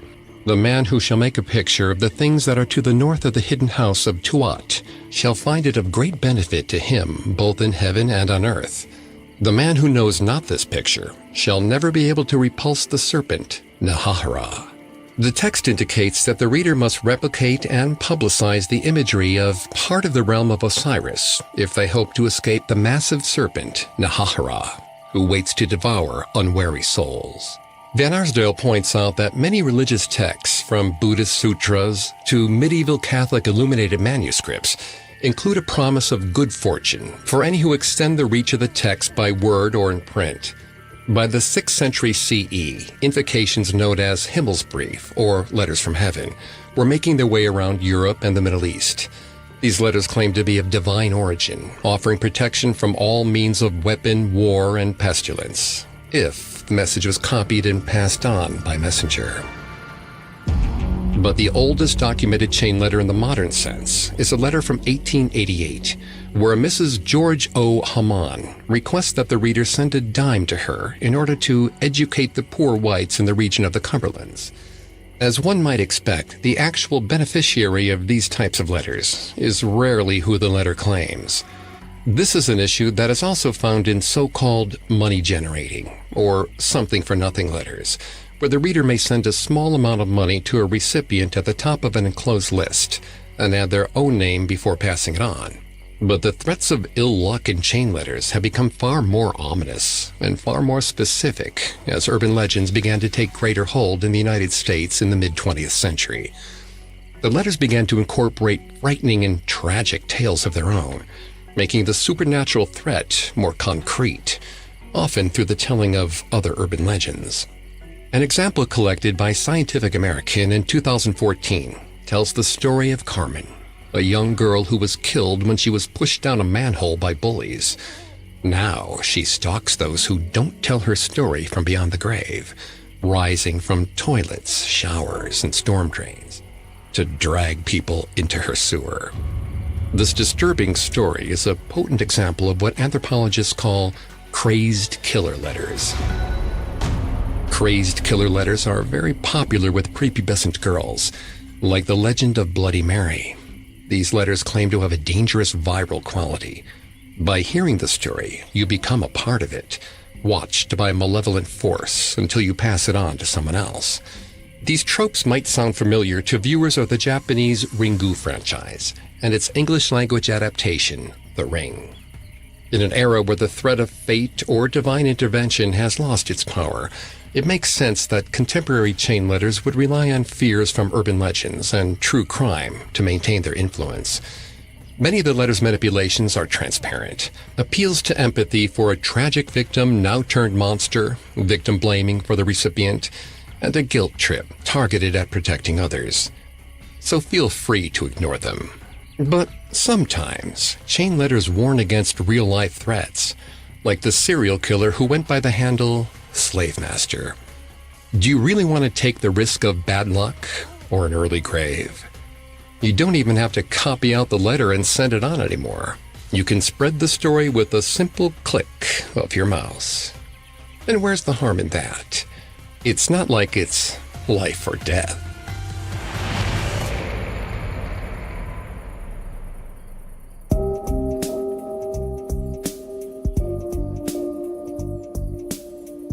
Thanks again for tuning into Haunted Places. We'll be back on Thursday with a new episode. And don't forget to come back on Tuesday for our Urban Legends series, available only on Spotify. You can find more episodes of Haunted Places and all other Parcast originals for free on Spotify. Not only does Spotify already have all your favorite music, but now Spotify is making it easy for you to enjoy all of your favorite Parcast originals, like Haunted Places, for free from your phone, desktop, or smart speaker. To stream Haunted Places on Spotify, just open the app and type Haunted Places in the search bar. And don't forget to follow us on Facebook and Instagram at Parcast, and Twitter at Parcast Network. Until next time, don't believe some of the things you hear. Believe all of them. Haunted Places was created by Max Cutler and is a Parcast Studios original. Executive producers include Max and Ron Cutler. Sound design by Russell Nash, with production assistance by Ron Shapiro, Carly Madden, and Aaron Larson. This episode of Haunted Places was written by Lil D. Ritter and Jennifer Richey, with writing assistance by Greg Castro. I'm Greg Polson.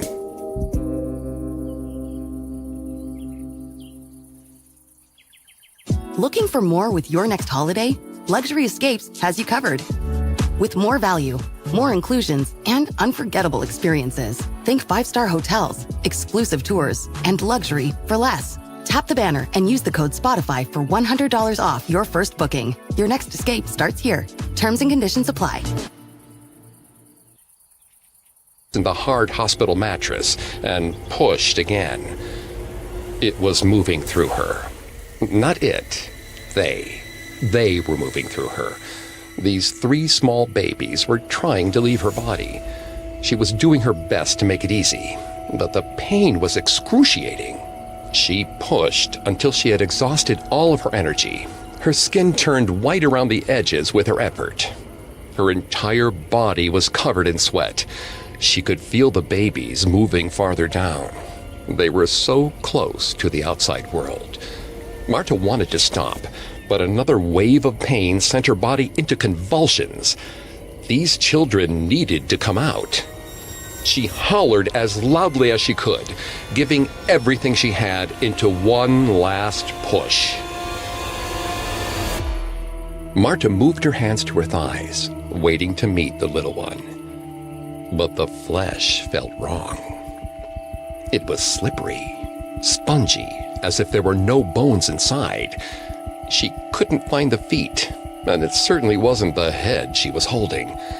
Gasps came from around the room. The nurse, whose grip had been so tight moments ago, jumped back towards the wall. Marta pushed again. The slippery thing plopped out with a quick, clean splash. There was no cry.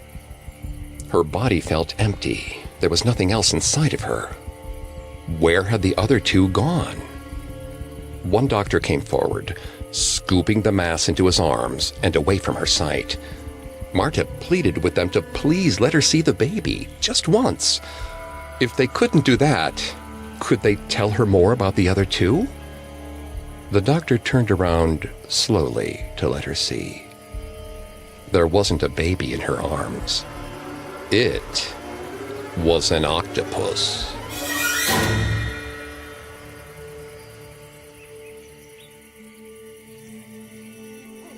Neither male nor female octopus survive the reproduction process.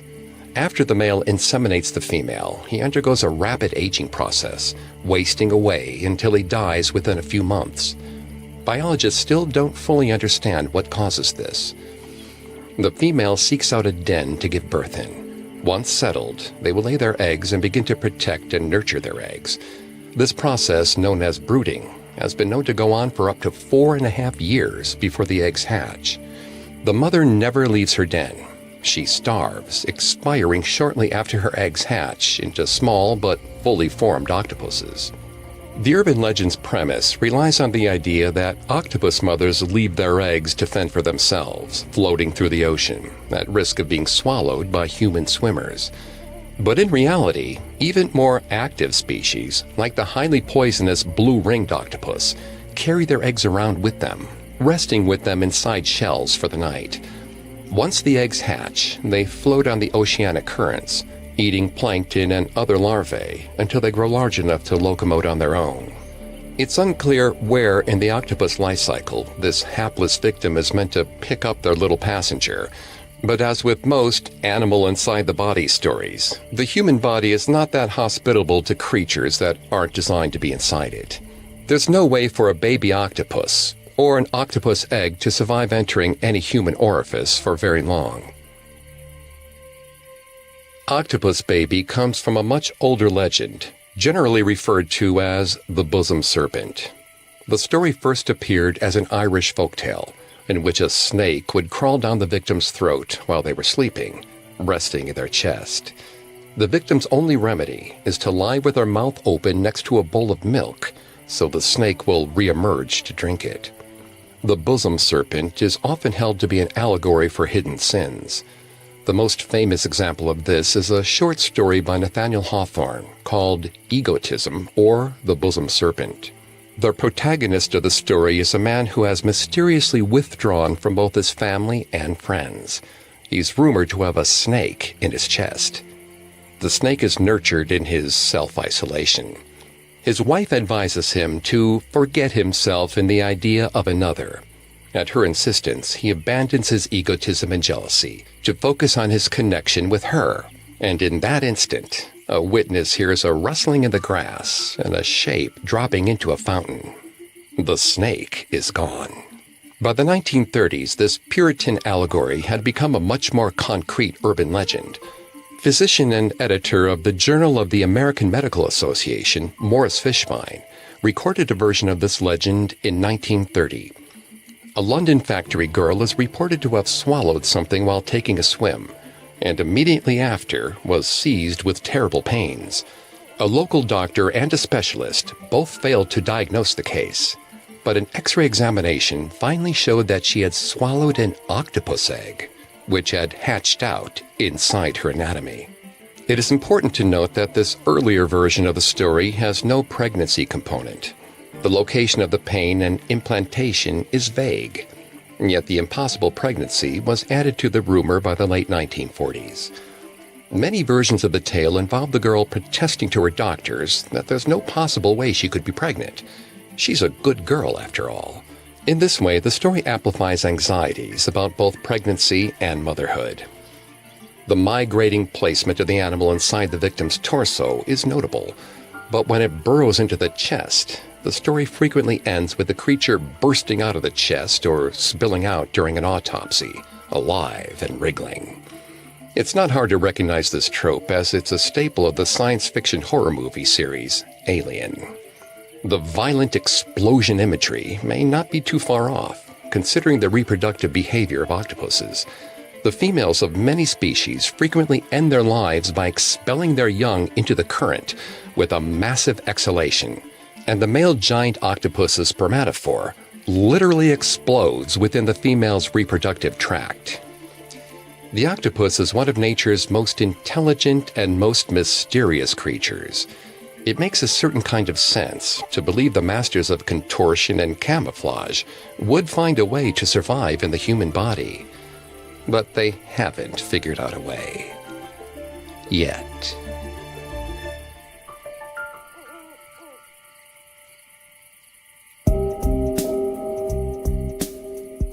Thanks again for tuning into Haunted Places. We'll be back on Thursday with a new episode. And don't forget to come back on Tuesday for our Urban Legend series, available only on Spotify. You can find more episodes of Haunted Places and all other Parcast originals for free on Spotify. Not only does Spotify already have all your favorite music, but now Spotify is making it easy for you to enjoy all of your favorite Parcast originals, like Haunted Places, for free from your phone, desktop, or smart speaker. To stream Haunted Places on Spotify, just open the app and type Haunted Places in the search bar. And don't forget to follow us on Facebook and Instagram at Parcast and Twitter at Parcast Network. Until next time, don't believe some of the things you hear. Believe all of them. Haunted Places was created by Max Cutler and is a Parcast Studios original. Executive producers include Max and Ron Cutler. Sound design by Kenny Hobbs, with production assistance by Ron Shapiro, Carly Madden, and Isabella Way. This episode of Haunted Places was written by Lil D. Ritter and Jennifer Richey, with writing assistance by Greg Castro.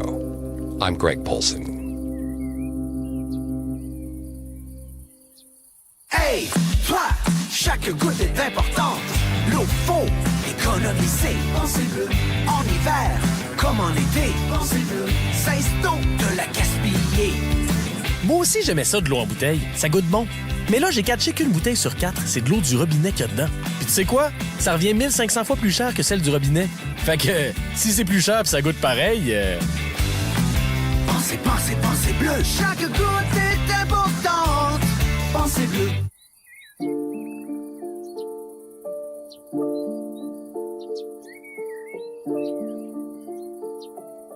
Je veux payer moins, réseau clean, zéro tracas.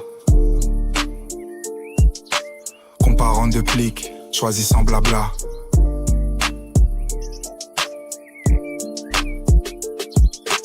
Plane.ca, on change le forfait. Plane.ca, le meilleur pour ton sel. Passer la journée en comptabilité entre deux brassées. Pas un hit. S'arrêter illico au yuzu pour ramasser un plateau avant ta descente de montagne à vélo, ça c'est un hit.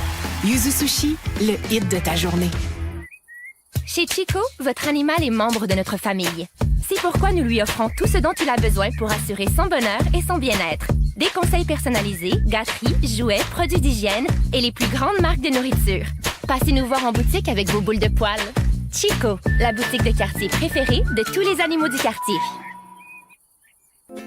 Growing your own food can be as easy as hitting play on your favorite song. With Tower Garden, fresh, healthy food is always within reach. No pesticides, no soil, homegrown produce, all year long. Get nutrient-dense food, grown smarter and cleaner, even in the classroom. It's hands-on learning, sustainability, and wellness all in one tower.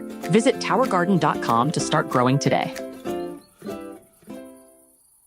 Due to the graphic nature of this urban legend, listener discretion is advised.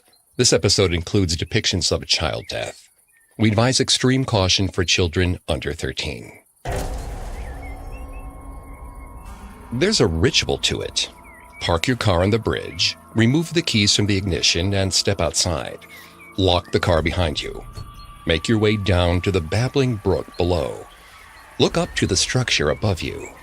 Wait, and wait, and wait. You'll hear a child's cry and a splash. But do not move. Even though you didn't see anything hit the water, do not move. You may hear a car door open. You may hear footsteps on hollow metal. Do not move. When all is quiet again, mount the bridge. Shield your eyes because your car's headlights will be on.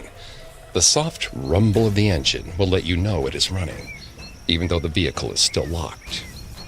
Unlock your car and examine the front seat.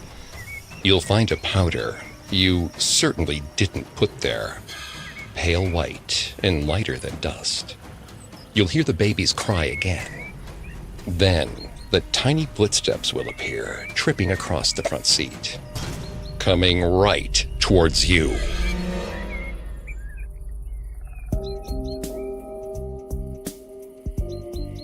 Welcome to Haunted Places, a Parcast original. I'm Greg Polson. Today's episode is part of our Urban Legends series. Every Tuesday, we explore those chilling stories you hear secondhand, the kind that seem made up, but contain a kernel of truth. Urban Legends is only on Spotify, so keep listening here to never miss an episode. But don't forget to come back each Thursday for a classic episode of Haunted Places, covering yet another ghost-filled locale. You can find episodes of Haunted Places and all other Parcast originals for free on Spotify. To stream Haunted Places for free on Spotify, just open the app and type Haunted Places in the search bar. Today, we explore an urban legend with many, many examples. Whispered rumors of ghostly cries echoing beneath old bridges have haunted American towns and cities for hundreds of years. The causes of these tragedies vary, but one aspect remains the same: a cover-up, a societal shame, and a child tumbling to their death.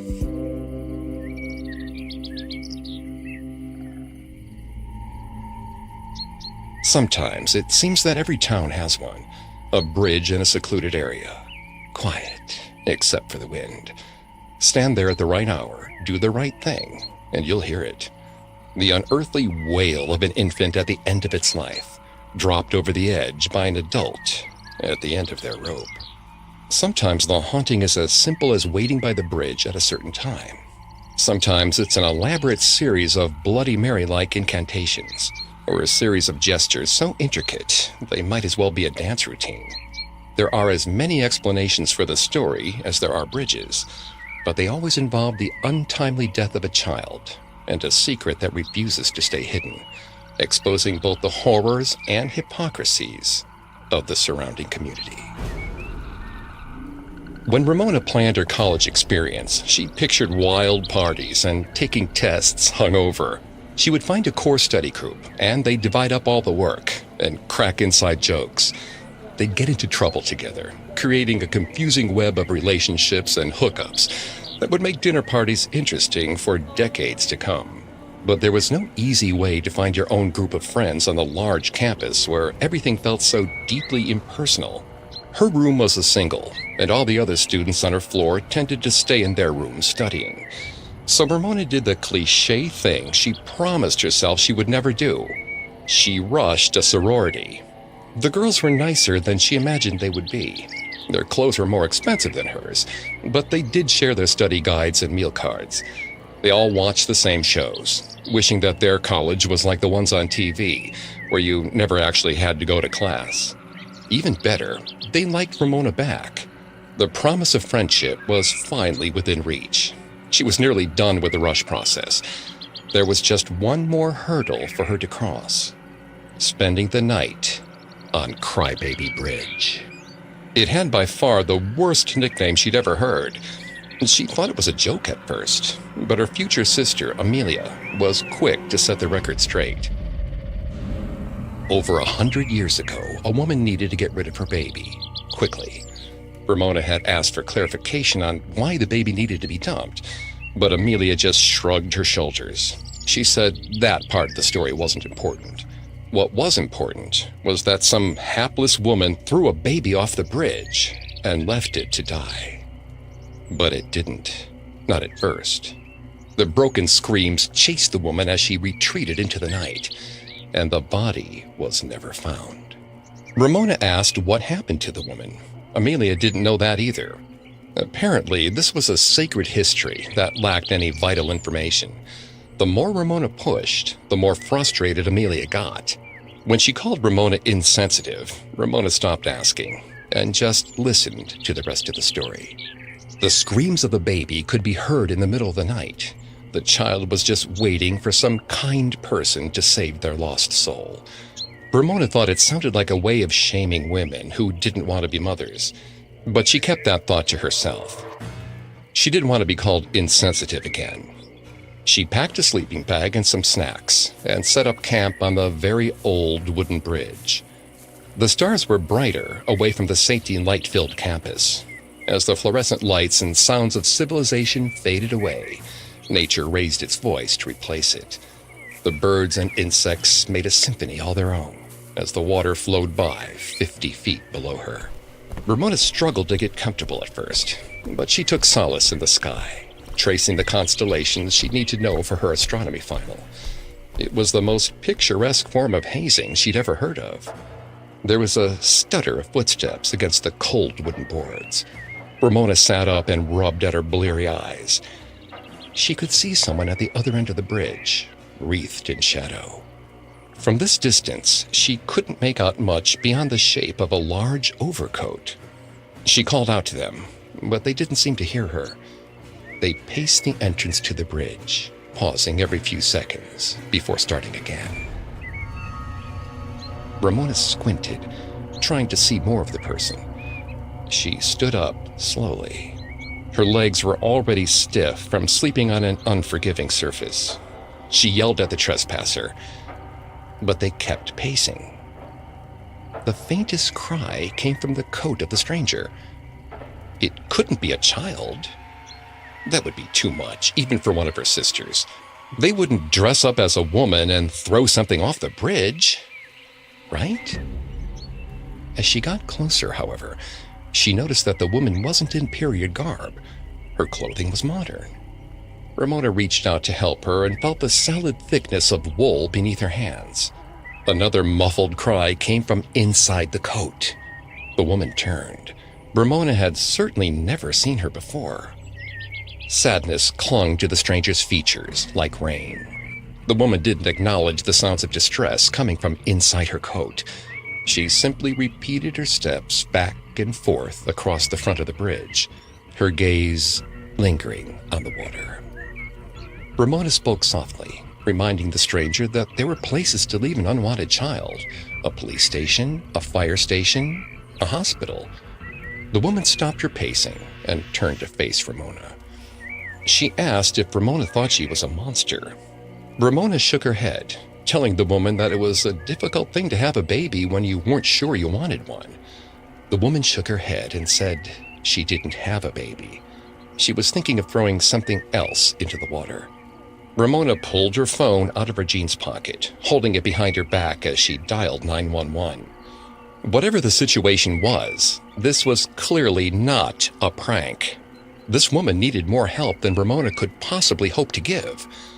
Ramona asked the woman to show her what she was carrying.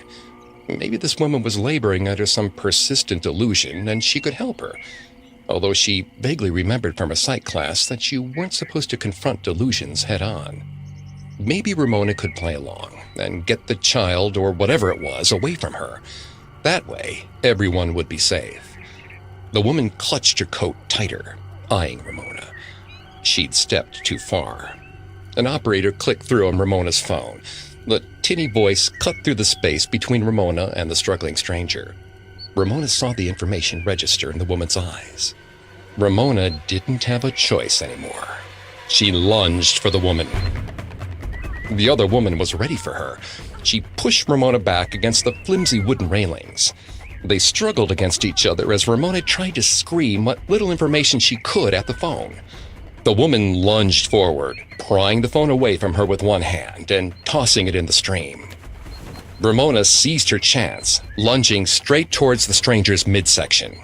An ear-splitting cry echoed through the trees. There was something small and frightened hiding in the cavernous folds of the woman's coat. Ramona's small moment of distraction was all the woman needed to overpower her. She threw Ramona to the ground and flung her coat open. It was too dark to see much as the woman lifted her secret into the air and threw it into the water. Ramona caught a glimpse of it before it hit the water. It wasn't a baby. It was a toddler of maybe 3. Small enough to be carried, but old enough to understand that something was very, very wrong. Ramona ran straight towards the railing and vaulted over it, diving head first into the water. Coming up, the woman gets her wish. Simons célèbre la liberté d'expression à travers un geste du quotidien, s'habiller. Le pouvoir de la mode réside en ses possibilités infinies. Chaque vêtement est une invitation à la créativité, à la singularité, à la liberté d'affirmer qui vous êtes comme vous l'êtes. Pour se sentir bien, se sentir vivre et affronter le monde à sa façon avec aplomb, magasiné chez Simons. Looking for more with your next holiday? Luxury Escapes has you covered. With more value, more inclusions, and unforgettable experiences. Think 5-star hotels, exclusive tours, and luxury for less. Tap the banner and use the code SPOTIFY for $100 off your first booking. Your next escape starts here. Terms and conditions apply. Now back to the story. Ramona's eyes stung as she searched the depths of the river for the fallen child. The water was frigid. She didn't have time to wonder about the strange woman's motives for throwing her little one off the bridge, or if the 911 call had gone through. All that mattered was that kid. But she couldn't see anything beneath the waves. The currents pushed her backward as she broke through the surface again. The water was almost clear beneath the canopy of stars. Rocks jutted out closer to the shore. Ramona feared that the child had hit their head somewhere, but there was no blood in the water, no blood on the rocks. Her body started to grow stiff. She was tired and in shock. Staying alert was proving much more difficult than she thought it would be. She called out for the child, expecting to hear another cry. She wasn't so lucky. Ramona dove under the water, forcing her eyes to adjust enough that she could look for clues. A pair of arms wrapped around Ramona's shoulders and pulled her up and out of the water. She tried to fight, screaming for the woman to let her go. But it wasn't the woman. It wasn't even a woman at all. Officer Stone, as his name tag so helpfully read, told her to stop squirming while he was in the process of rescuing her. She didn't want to get them both killed, did she? Ramona stilled until they were safe. Nearby, 2 other officers combed the surrounding trees with flashlights. When they were safe on the riverbank, Ramona insisted they find the child. Officer Stone rolled his eyes. He told her she wasn't the first. Pretty much every year there was at least one person who was convinced they were going to solve the Crybaby Bridge murder once and for all. Ramona wanted to scream. She didn't care about some century-old crime. She cared about the actual child who'd been tossed into the water in front of her. in the present. Officer Stone sighed and asked for the specifics about the woman. Moments ago, every detail had been burned in her brain, but as the shock wore away, the specifics did too. She couldn't remember what color the woman's hair was or what her facial features looked like. Instead, Ramona settled for repeating how sad the woman was. Officer Stone dryly pointed out that putting out an APB for a sad woman would be a dead end. No pun intended. She opened her mouth to let loose on the guy when a scream came from somewhere in the water. The child. She was still out there. Officer Stone was speechless. Ramona wanted to gloat, but there wasn't time. Everyone was moving so strangely slow around her. She tried to dive toward the water, but his hands clumsily pulled her back. She still needed to be checked out by the paramedics. Ramona agreed to walk over there by herself. The moment Officer Stone stopped watching her, she slipped behind some of the older trees. Dodging the flashlight beams, Ramona tiptoed back to the water. No one else was going to be able to save this child. She was certain of that, even though she had no reason to be. It was a gut instinct. She was the only one to see the woman. She was the only one to even see the child. She had to make this right. She was more prepared for the chill this time, but it still pierced her bones as she tried to swim. Ramona paddled towards where she thought the sound was coming from. Small cries continued to surface every 10 to 15 seconds. But where they surfaced seemed to change moment to moment. Sometimes she would hear them closer to the shore. Other times, she would hear them just above the water in front of her. The cries grew louder. She could hear splashing behind her, most likely police officers finally deciding to join in the search. 5 tiny fingers breached the surface in front of her. She leapt forward, reaching, but the child had already sank. Ramona took in a large gulp of air and plunged under the surface. The flashlights on shore drew closer to her, painting yellow circles on the riverbed. The roving lights finally gave her the advantage she needed. The child was there, 15 feet below her. She dove down to meet them, fingers stretched toward the tiny form. They were heavier than they looked. Large black tendrils of hair floated out from their scalp. Despite the circumstances, they didn't look distressed. There was no panic in their eyes. Ramona struggled to bring them up to shore. The water pushed against her as she fought the current. Her arms were tired from all the swimming she'd done, and carrying a small child who weighed nearly 50 pounds was difficult. Her muscles screamed as she finally fought her way out of the currents. Her feet touched the riverbed, and she ran through the water as best she could, urging the little one to hold on just a little longer. She collapsed on the rocks with the child beside her. Ramona asked the child if they were all right. The child didn't answer. Panic fluttered in Ramona's chest, but she was so very tired. Her eyes closed of their own volition. Her body was sore, and she could barely lift her head. But she fought through the sensations as best she could, screaming for the cops to come do their jobs. They finally appeared. Water dripped from their uniforms onto the ground in an almost comforting rhythm. Ramona turned her head to them and gave them the good news. Not only had she been right, she found the child. They needed to get the EMTs. The flashlight beam nearly blinded her. A chorus of sharp breaths came from the men and women in blue. Ramona waited for one of them to spring to action. They stayed rooted to the spot.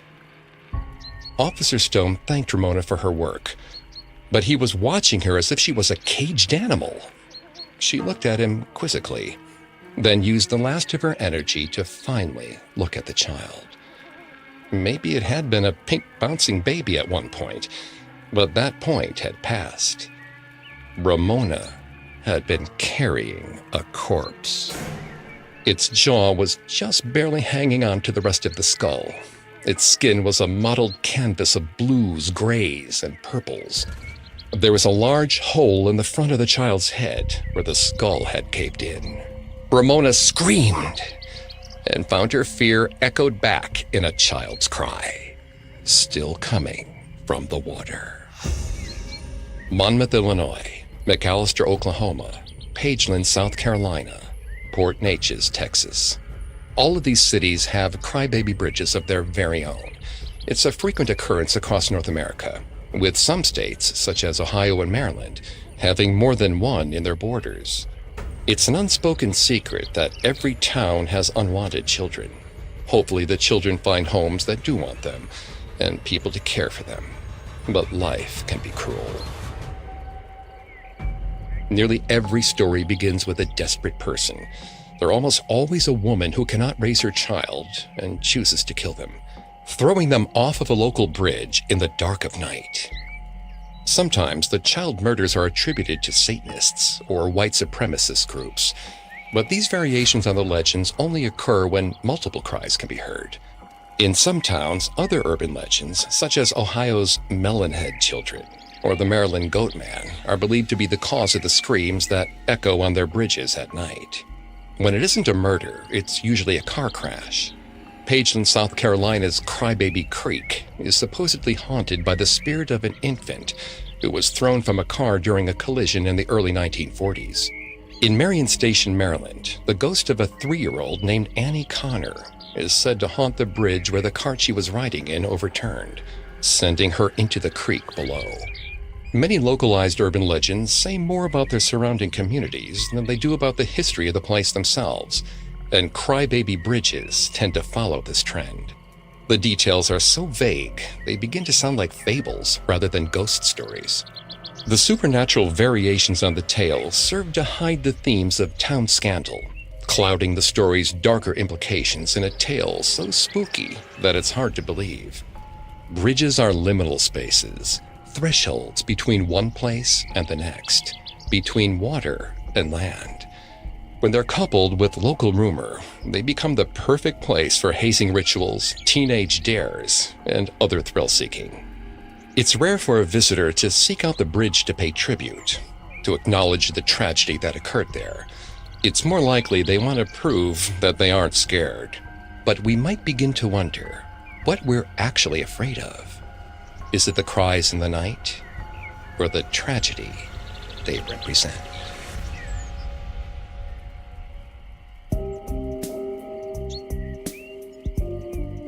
Thanks again for tuning into Haunted Places. We'll be back on Thursday with a new episode. And don't forget to come back on Tuesday for our Urban Legends series, available only on Spotify. You can find more episodes of Haunted Places and all other Parcast originals for free on Spotify.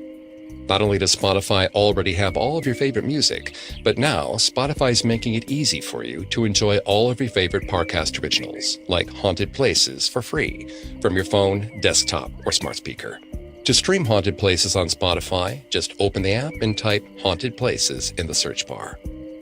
And don't forget to follow us on Facebook and Instagram at Parcast, and Twitter at Parcast Network. Until next time, don't believe some of the things you hear. Believe all of them. Haunted Places was created by Max Cutler and is a Parcast Studios original. Executive producers include Max and Ron Cutler. Sound design by Carrie Murphy, with production assistance by Ron Shapiro, Carly Madden, and Aaron Larson. This episode of Haunted Places was written by Lil D. Ritter and Jennifer Richey, with writing assistance by Greg Castro. I'm Greg Polson.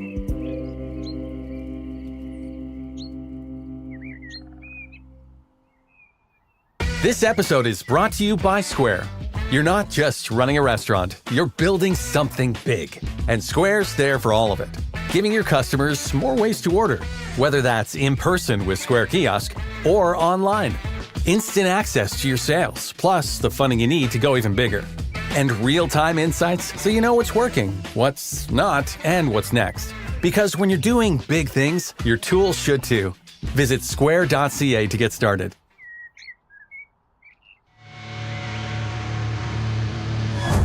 Due to the graphic nature of this urban legend, listener discretion is advised. This episode includes depictions of harm against minors and some gruesome imagery. We advise extreme caution for children under 13. There's no way he actually died. There would have been a hashtag. Pop rocks don't rock, something like that. Sophie's just messing with you. She's always messing with you. So you place the candy in your mouth, it fizzes and pops, dancing on your tongue. The soda comes next.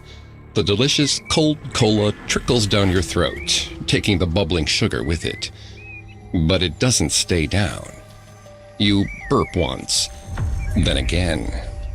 Your stomach churns. It has to be your imagination, right? It's the last thought that enters your mind before you explode.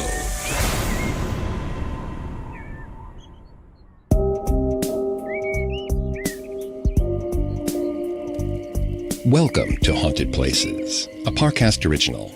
I'm Greg Polson. Today's episode is part of our Urban Legends series. Every Tuesday, we explore those chilling stories you hear secondhand, the kind that seem made up, but contain a kernel of truth.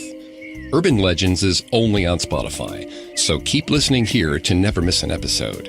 But don't forget to come back each Thursday for a classic episode of Haunted Places, covering yet another ghost-filled locale. You can find episodes of Haunted Places and all other Parcast originals for free on Spotify. To stream Haunted Places for free on Spotify, just open the app and type Haunted Places in the search bar. Today, we explore one of the most specific urban legends you've ever heard of, and likely the only one that inspired a Green Day song. Featuring a licensed trademark, a commercial child actor, and ominous but questionable chemistry, the rumor of the exploding kid is still passed on to this day. In just a moment, we'll go back to the world of 1970s television commercials, where this shocking rumor began. Bonjour, bienvenue chez Animaux, etc. Bonjour, je cherche un petit jouet. Comme ça? Avez-vous quelque chose de plus royal? Ah, ça. Oui! Animaux, etc. Là où l'animal est roi. Le menu pomme est de retour chez Déjeuner Express. Découvrez nos 5 assiettes déboulantes pommes. 11 emplacements dont Saint-Jérôme, Saint-Janvier-Mirabel, La Chute, Saint-Constant, Pointe-aux-Trembles, Dorval, Saint-Eustache, Trois-Rivières, Saint-Lin, Laurentide et maintenant Terrebonne. Express.ca.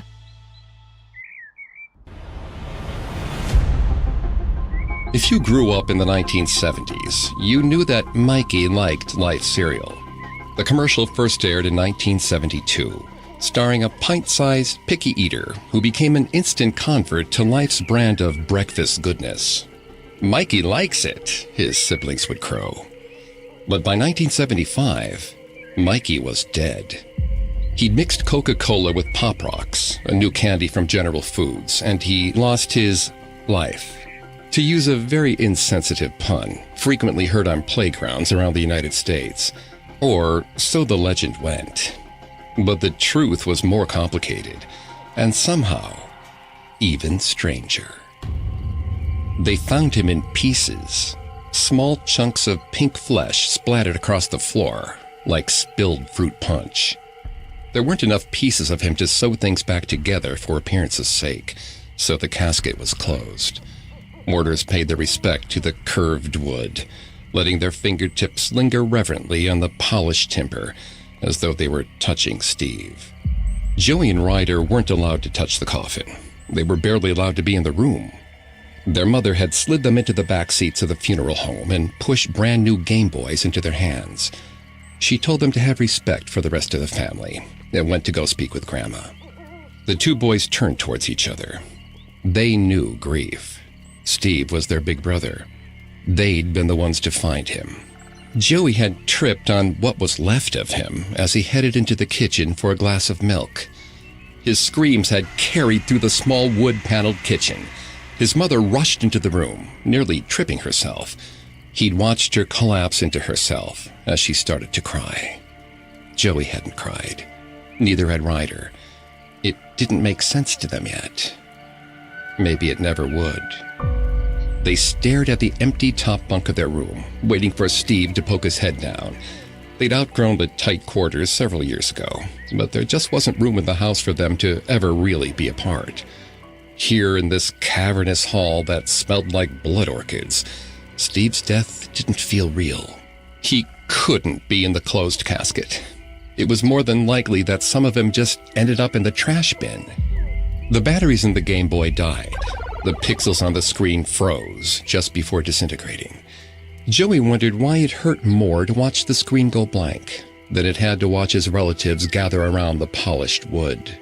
He knew that it would take time for it to sink in, but it was the confusion that kept him up at night. People didn't just explode, and Steve wouldn't have swallowed a handful of cherry bombs. The medical examiner had been perplexed. They spent days with the remains, but never came up with an answer. Each family member was interviewed individually by the police. They asked all kinds of strange questions. What chemicals were used in the house? Did Steve pay attention during DARE class?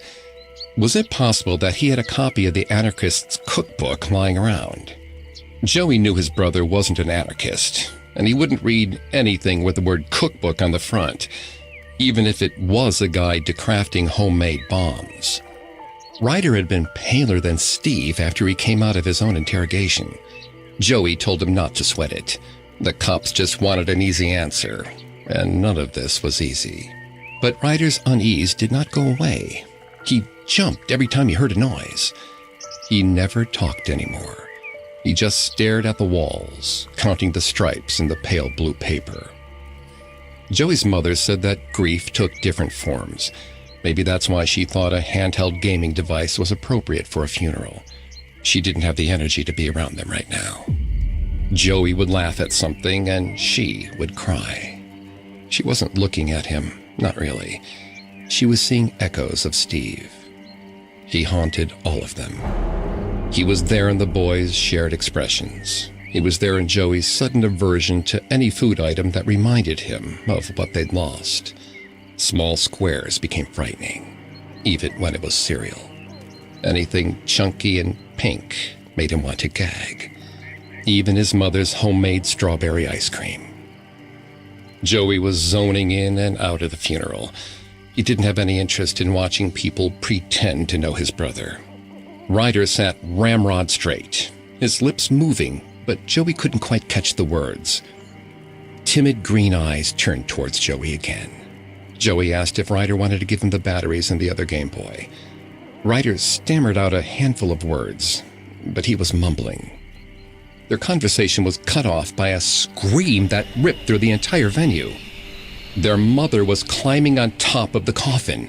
Her fingernails dug into the wood as she screamed for God to give her back her son. Both boys jumped up from their seats. They ran straight for the coffin, grabbing their mother's arms and pulling her away. Her eyes were wild. She fought back, arms and legs kicking out at her sons. Joey took as many blows as he could, reminding himself that this was her way of grieving. Their mother smacked her head against Joey's, and he staggered backwards. He let go, giving up as she ran back toward the casket. The heavy mahogany lid popped open. That wasn't supposed to happen. Joey had asked the funeral director if it was possible for a coffin lid to open by accident, and the man had said no. It was nearly impossible. But the lid was open, and Joey's mother was scooping up the moist and now almost papery thin remains of her son into her arms, as though hugging them to her chest would bring him back to life. Joey fought a wave of nausea as the moldy, gruesome smell lingered with the heavy floral perfume of the funeral home. He took one step toward his mother and felt his foot slide. A small piece of Steve clung to his heel, dropped from his mother's arms. The funeral paused for cleanup. The boy's father got them settled down again in the back, thanking them for trying to help. Then he went back to their mother, gently rubbing the small of her back as their grandmother wiped her forearms with wet tissues. Joey asked Ryder to repeat what he'd said before the mess had begun with the coffin. Ryder swallowed. He turned his face away, but his words were clear this time. He told Joey that he knew why Steve died. It had been his fault. Joey laughed. There was no way that Ryder could have done anything. This was just guilt. Ryder was 11. The kid couldn't even squash a spider. There was no way he had anything to do with Steve's stomach exploding like a cannon filled with skin confetti. Ryder insisted that it was his fault. He'd been scared, and Steve had been willing to show him that there was nothing to be afraid of. But in the end, Ryder was right. Joey sat up straighter in his chair. That did sound more like his younger brother. Ryder was scared of everything. It was possible that Steve had helped him with some strangely specific phobia. But what kind of fear made people explode? Ryder didn't want to say. He just wanted Joey to know that it was his fault. He'd seen Steve explode. Pieces of Steve had clung to his t-shirt. He'd thrown it in the neighbor's trash can rather than try to wash it. He had been in shock. He couldn't tell their mother what happened. So we went back up to bed. He pretended to be asleep. Ryder had heard Joey wake up, and he counted down until his brother discovered the remains on the floor. Rocky waves of emotion swept over Joey. Rage, sadness, sympathy. But none of it made sense. He asked Ryder to promise to tell him what had happened when they got home. Ryder agreed and handed his brother the batteries for his Game Boy. Coming up, Ryder tells his brother the horrible truth. Now back to the story. Joey sat on his small twin bed, watching Ryder stare up at the bunk bed where their other brother was supposed to be. It was the highest, even though Steve weighed the most. He'd always been the most daring of the three. If Ryder was to be believed, it was that same fearlessness that led to Steve's strange death. An explanation for a freak accident that had left their brother in pieces on the kitchen floor. But Ryder had a streak of hyperbole in him. His stories were never quite reliable. Joey waited in the silence. He didn't want to push Ryder into telling his version of events. It needed to come naturally. Joey struggled with the waiting. The silence was too much in a room that was usually filled with laughter and playful taunts. All sound had left the room when Steve died. Joey wasn't sure that he'd ever see his mother laugh again. Deep scratches ran up and down his arms from where she clawed at him, resisting his efforts to pull her away from his brother's coffin. Their dad had picked up the fallen pieces of his son and convinced Mom to put him back. A thick gel of coagulated blood smeared across her face as she wiped at her tears. The Mortars had pretended that there was nothing out of the ordinary here, and Joey couldn't decide if he appreciated that or hated them all. They rode back to the house in silence, and he headed back up to the room he shared with his brothers. No, just with Ryder now. Now he was waiting for the truth, waiting for his mother to remember that there were still 2 other boys here who needed her, waiting for the tears to eventually come as the loss of Steve truly sank in, waiting for meaning in a world that didn't seem to have any. Ryder took a deep breath. He opened his mouth, then closed it almost immediately. His eyebrow furrowed as he stared hard at the bunk bed, as if it would have the answers he was struggling to give. There was a new challenge that was taking Ryder's entire middle school by storm. By mixing a few household ingredients, you could get a potent but legal thrill. Your parents would never know you'd done anything wrong, as long as things went according to plan. Joey already had mixed feelings about where this story was going. His brother didn't need a legal high. He didn't have enough brain cells as it was. Ryder gave Joey an annoyed look and kept going. If things didn't go according to plan, the consequences could be deadly. A famous child actor had died by overdoing it decades ago. As it worked its way through the boy's system, he complained of a pained stomach. He was rushed to the hospital for appendicitis, but before he could make it to the operating room, tragedy struck. The actor's stomach exploded. It took weeks to clean up all the bits of flesh that had been scattered across the hospital hallway. One nurse claimed that she'd accidentally swallowed a piece of him. Joey didn't know how much of this he believed. An exploding actor would have made national headlines. Ryder shook his head solemnly. It would have, if they weren't trying to cover it up. They had the resources to hide it. Joey asked who they was. If this was something that children were getting into, it couldn't possibly be some secret government agency or something. Ryder thought for a moment before answering. They were the manufacturers of the product. No one would buy it if they knew it could kill you. Joey wanted to refute the point. There were plenty of products on the market that could hurt you if misused. Bleach, cigarettes, antifreeze. But Joey kept his mouth shut. He wanted to hear where Ryder was going with this. Ryder had tried to fight his impulses for as long as possible. He told everyone at school that he'd already mixed the stuff and survived. No one believed him. He didn't really want to try it.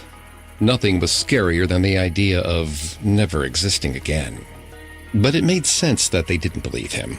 Ryder was a scaredy cat. They all knew it. They would accept nothing less than video proof. He didn't know what to do. So Ryder talked to Steve. He told him the story. Steve laughed, full bent over, hand on his chest, laughed. He apologized when he saw Ryder was on the verge of tears. Steve had knelt down and promised Ryder that it really wasn't that bad. He'd do it first, then Ryder could do it after him. They'd take pictures for proof. Steve had told Ryder that it was best that they carried out their plan in the middle of the night. If something bad happened, no one would get in trouble. Ryder had agreed, sneaking downstairs at midnight to wait for his brother. He was already in the kitchen. He ripped open the bag of popping candy and swallowed a mouthful. They made a crackling noise that Ryder could still hear a few feet away. Ryder went to grab his own packet, but Steve stopped him. He told Ryder to watch him do it first.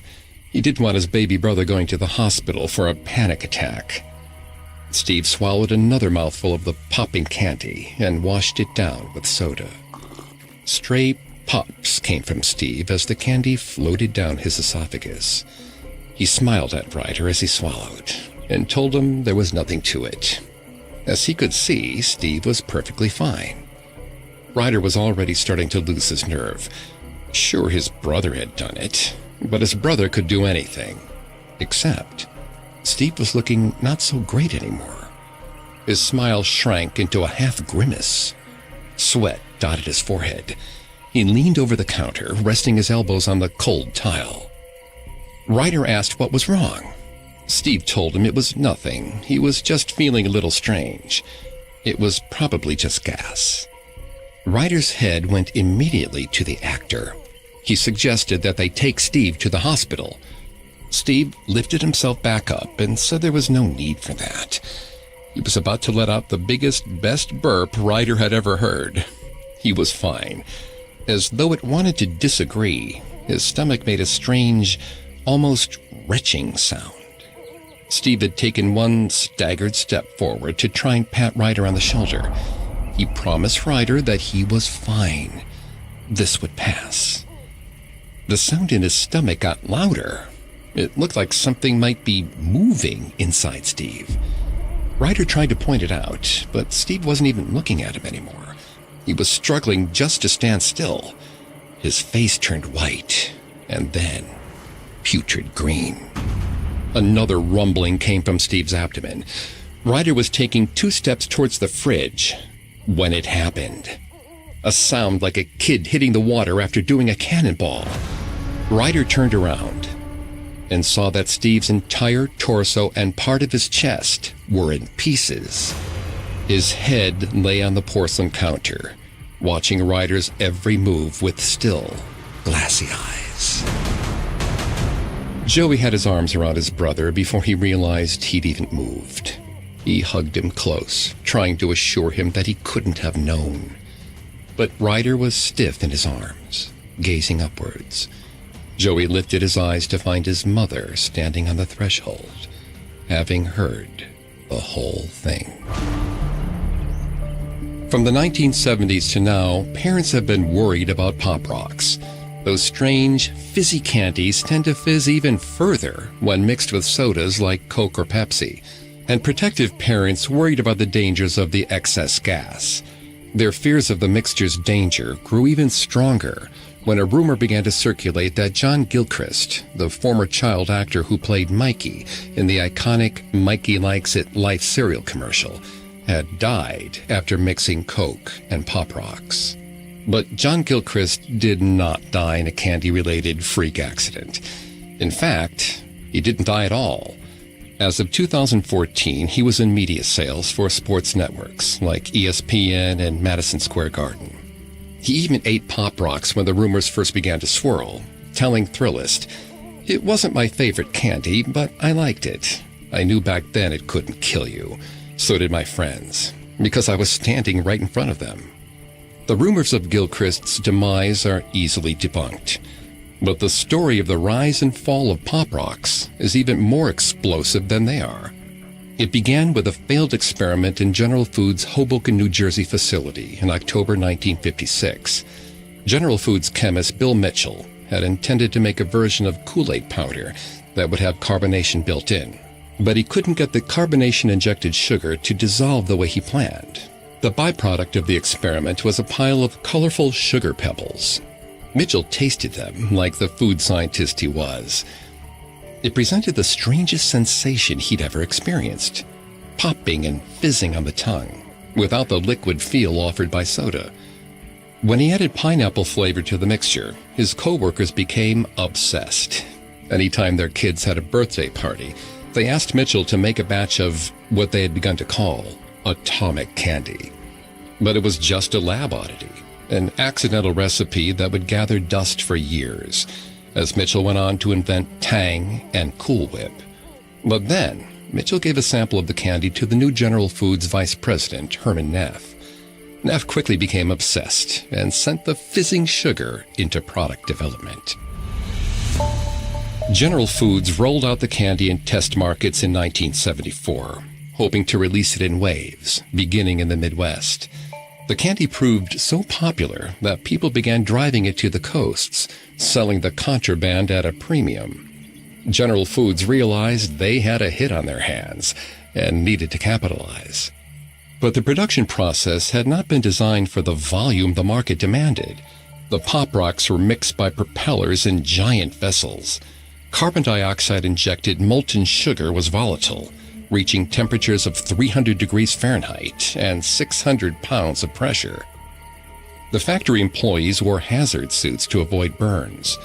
Once the concoction had cooled and solidified in tubes, the vessels were hit with 9-pound sledgehammers to smash the candy into the iconic bubbly pebbles. Marv Rudolph, a product developer for Pop Rocks in the 70s, believes that the rumor of the candy's danger originated in the Midwest, because that's where the calls from concerned parents first came from. Retailers called General Foods, wanting to sell it back. The rumor became concrete when it was supposedly proven by the death of the child actor who played Mikey for Life cereal. John Gilchrist was actually at home in Westchester, New York, but he had disappeared from the public eye, so there wasn't an easy way to disprove the story in the late 1970s.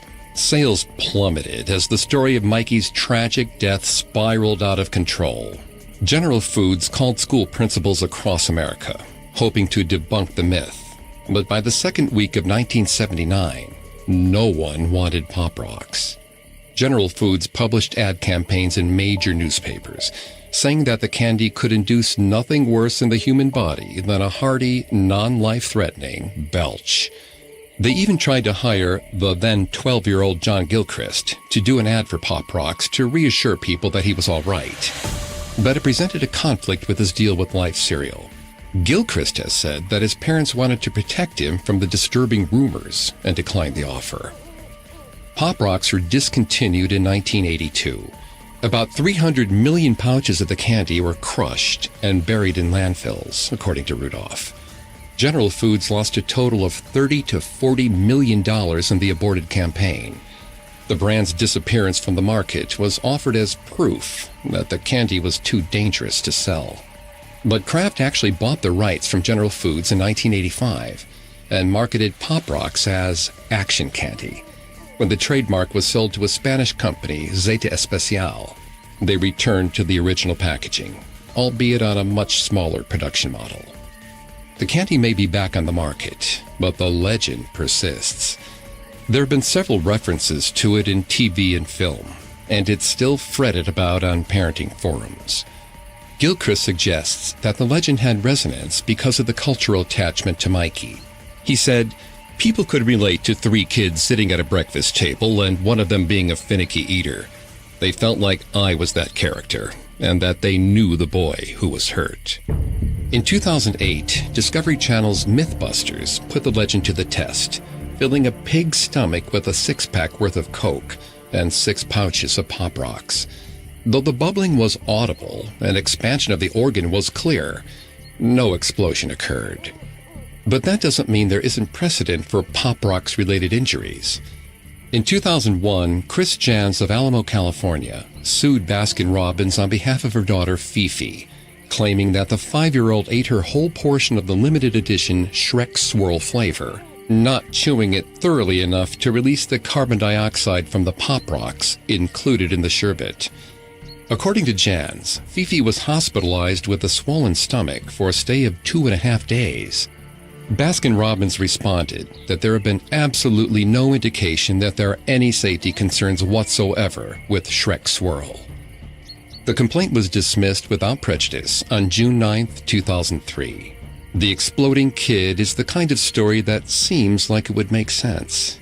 We've all seen those videos of Mentos being dropped in Coca-Cola, causing a dramatic chemical reaction. But the human body has natural, if admittedly rude, ways of handling excess gas. Chugging Coke and Pop Rocks might give you serious indigestion, but it won't kill you. That is, if the company is still using the formula they were using back then. Anything can change behind the closed doors of a laboratory.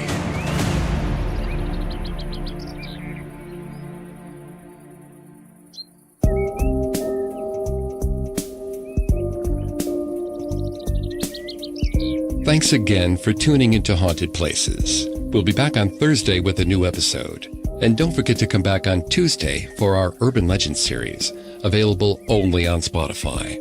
You can find more episodes of Haunted Places and all other Parcast originals for free on Spotify. Not only does Spotify already have all of your favorite music, but now Spotify is making it easy for you to enjoy all of your favorite Parcast originals, like Haunted Places, for free from your phone, desktop, or smart speaker. To stream Haunted Places on Spotify, just open the app and type Haunted Places in the search bar.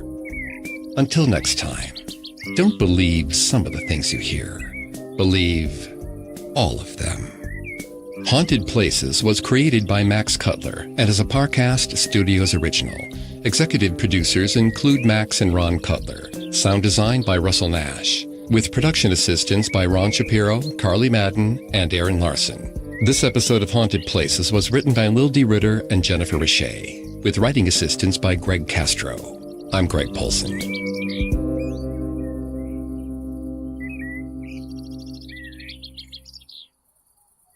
Due to the graphic nature of this urban legend, listener discretion is advised. This episode includes depictions of harm against minors and graphic violence. We advise extreme caution for children under 13. Some people really shouldn't be allowed to work with children. If the camp had done a better job of vetting their counselors, you would be sleeping. Instead, you had to spend the night going from cabin to promise a group of 12-year-olds that there isn't a strange poison ivy-themed maniac looking to murder them in their beds. You're annoyed, frankly. The whole thing is just illogical. Why hide in poison ivy? Some kind of if the knife doesn't get you, the rash will thing? Ridiculous. But then, you hear a rustling behind you. You refuse to believe your eyes. You refuse. You keep telling yourself it's not real, even as a blood-drenched man rises from beneath the dark leaves. Even as his knife punctures your torso. Even as he pulls you into the woods, dragging your broken body until it disappears beneath the sea of ivy in the clearing below. For this is his hunting ground, and you just wandered into it.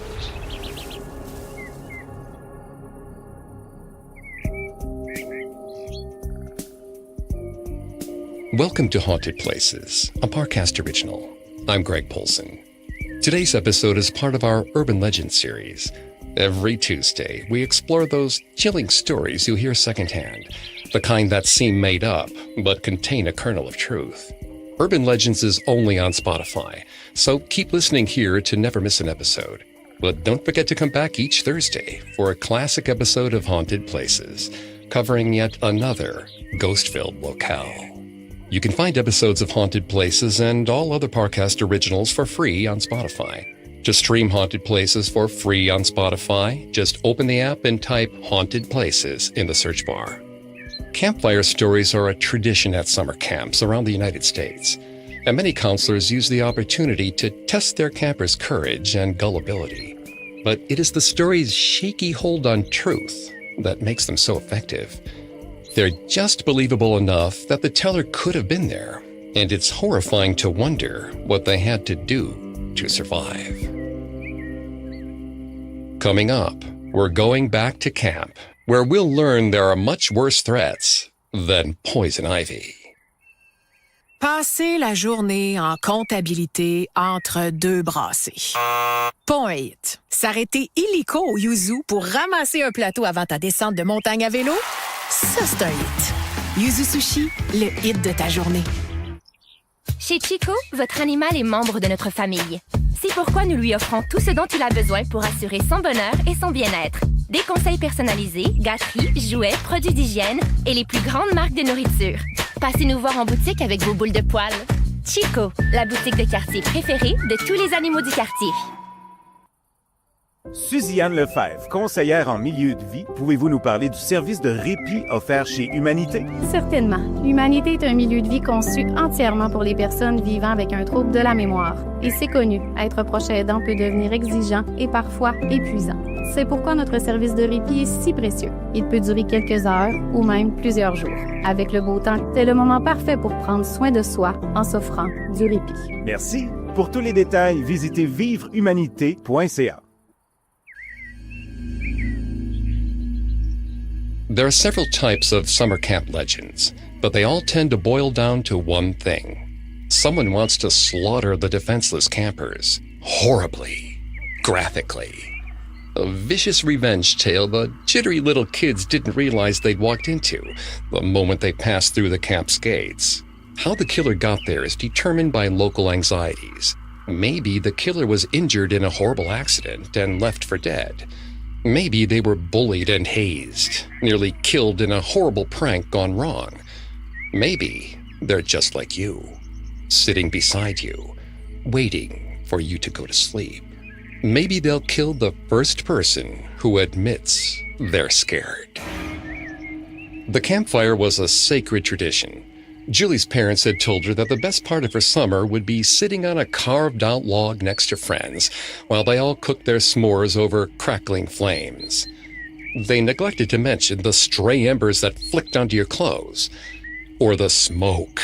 The smoke was the worst. Julie wanted to enjoy herself, but her eyes were watering. It made it hard for her to see, let alone cook her marshmallow. Her lungs felt strangely sticky and heavy. It wasn't the picturesque summer camp experience she'd been promised. She had made 2 friends, which was 2 more than she'd ever made at a job, summer or otherwise.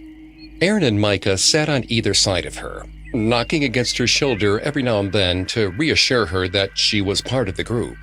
Micah offered to roast Julie's marshmallow for her. She blushed and nodded gratefully, afraid that speaking would result in an uncontrollable coughing fit. A moment later, Micah swung the stick over to Julie so she could blow out the last few flames that bubbled on the sugary surface. She did so happily, then smushed the marshmallow between graham crackers. The sugar rush made her feel almost invincible, which was good, because it was about to be story time.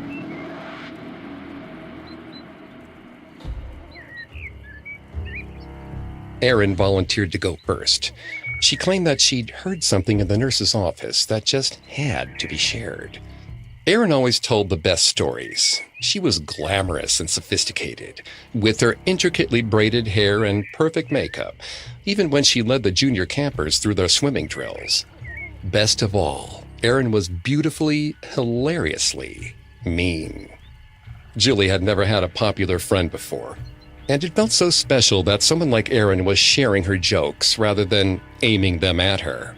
A burst of smoke swept over Julie's face. She tried to pass off her cough as a super cool yawn. She turned away from the fire, resting her chin on her hand, which meant she only saw a flash of Erin's devilish grin as her friend began to speak. Nearly 20 years ago, the camp had been going through some hard times. They couldn't get enough kids to come. It was the internet's fault or something, maybe Y2K. 20 years was basically a lifetime ago. Julie nodded her head. She was only 4 years away from turning 20, but it felt like an eternity. The camp director at the time, Mr. Lazarus, had to make some tough decisions to keep the camp afloat. He shut some of the bunks down and shortened the length of the season. Many of the counselors were upset about the reduced pay. They hired a lot of college kids, and those kids depended on the money they made at the camp for the rest of the year. The most vocal opponents of the changes were two students named Rick and Melinda. Julie mouthed the names to herself. She pictured Rick as a boy with a farmer's tan who always wore a faded baseball hat. He had rips in his jeans and wore a collection of very cool vintage t-shirts. Melinda would have been more polished. She had a selection of floral dresses and cute little diamond studs in her ears. Her hair and makeup were always perfect, even in the heat of summer, just like Erin. Erin's eyeliner made the small lights dancing in her pupils look even brighter as she continued her story. Rick and Melinda tried to do things the nice way at first. They attempted to negotiate with Mr. Lazarus by phone and even email. They made a petition that all of the other counselors signed, but Mr. Lazarus didn't seem to care. Julie looked back to Erin, braving the onslaught of smoke. She wanted to catch the expressions of her fellow counselors when things took a turn for the funny. But what Erin said next wasn't funny at all. When none of their pleading worked, Rick and Melinda got serious. They told Mr. Lazarus they'd like to show up to camp a few days early and help him with setting things up in order to earn some extra cash. He agreed. The three of them worked together throughout the first day. Mr. Lazarus commended them for being such good workers and good sports. Then, in the dead of night, Rick and Melinda snuck into Mr. Lazarus's private cabin. Rick bound Mr. Lazarus's feet and wrists to the bed.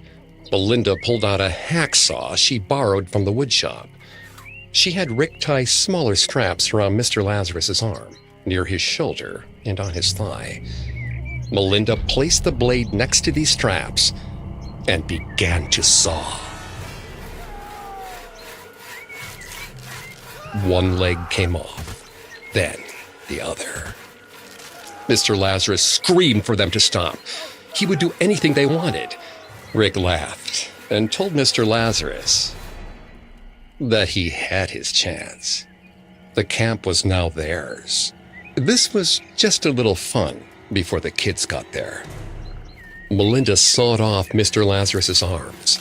They stacked all the appendages in a neat little pile next to the bed, like a bundle of freshly cut firewood. Mr. Lazarus passed out somewhere in the grisly process. As a last little bit of fun, they untied the tourniquets and let the blood spray across the walls before tying them on again. Maybe he survived for now. Maybe he didn't. At least he'd learned his lesson. The fire popped, and Julie nearly jumped out of her skin. This wasn't funny at all, but Erin was smiling like it was. Clearly, some part of this was fun for her. Julie looked around the rest of the circle.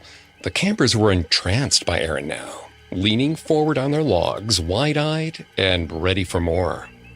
Julie gulped. The light of the fire gave Erin a glow, like some strange dark angel. She let the group settle. Then she continued. Melinda and Rick opened up the camp as scheduled. Betty was another student who relied on the money from her summer job. Melinda and Rick told her that Mr. Lazarus had found a bit of extra money. Even though the camp wasn't opening for its full term, they would be getting paid like it was. She should have been happy, but she didn't like the knowing smiles that Rick and Melinda kept shooting towards each other. Plus, Mr. Lazarus was gone. Melinda and Rick claimed that he decided to take a little break for the first week of camp, but he'd be back. Betty went along with it. She didn't have any real reason to suspect the two, just a hunch. At least until the cabin closest to hers started to smell. The smell was impossible to ignore, and Rick's eyes kept darting from cabin to cabin, as if he expected to be watched. When she mentioned checking in with Mr. Lazarus, he deflected with excuses, never giving a straight answer. She would never forgive herself if she didn't investigate. She figured the best clues would be in her boss's locked cabin. While the rest of the group was at a campfire sing-along, Betty borrowed a knife from the kitchen and tried to cut into the door. But it was too thick. She refused to give up, telling herself that the off-tune singing of the campers would cover the sound of glass breaking as she shattered a window. She called into the darkness, but received no response. What she did get was a whiff of foul air coming from inside the cabin, pungent and sour. It spilled through the small square, straight into her nose. She had to hold back the urge to be sick. Betty climbed in the window and stood up slowly in the half-darkness. She clapped her hands over her mouth to stifle her scream as moonlight revealed Mr. Lazarus's writhing torso. Necrotic tissue clung to the stumps where his limbs had been. They had left him in his own blood and filth for days, barely alive. Betty was about to rush to his side when she heard a voice behind her. Melinda asked her what she was doing. Julie's legs were shaking. She wanted the story to be over. She wanted to lock herself in the cabin and stay there until her parents came to pick her up. Aaron gave her a strangely gentle look, perhaps a shade of mercy. But she still continued on with the story.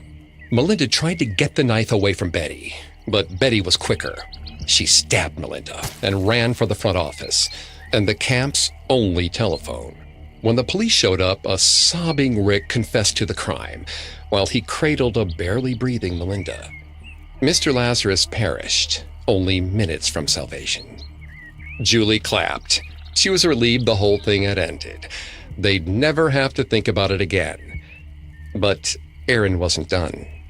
She glared at her friend for a moment before turning back to the rest of her captive audience. The best part of the story was that Betty now worked as the nurse at the camp, and Rick and Melinda were just released from jail. Coming up, truth and fiction begin to blur. This episode is brought to you by Square. You're not just running a restaurant, you're building something big. And Square's there for all of it, giving your customers more ways to order, whether that's in person with Square Kiosk or online. Instant access to your sales, plus the funding you need to go even bigger. And real-time insights so you know what's working, what's not, and what's next. Because when you're doing big things, your tools should too. Visit square.ca to get started. Hey, toi, chaque goutte est importante.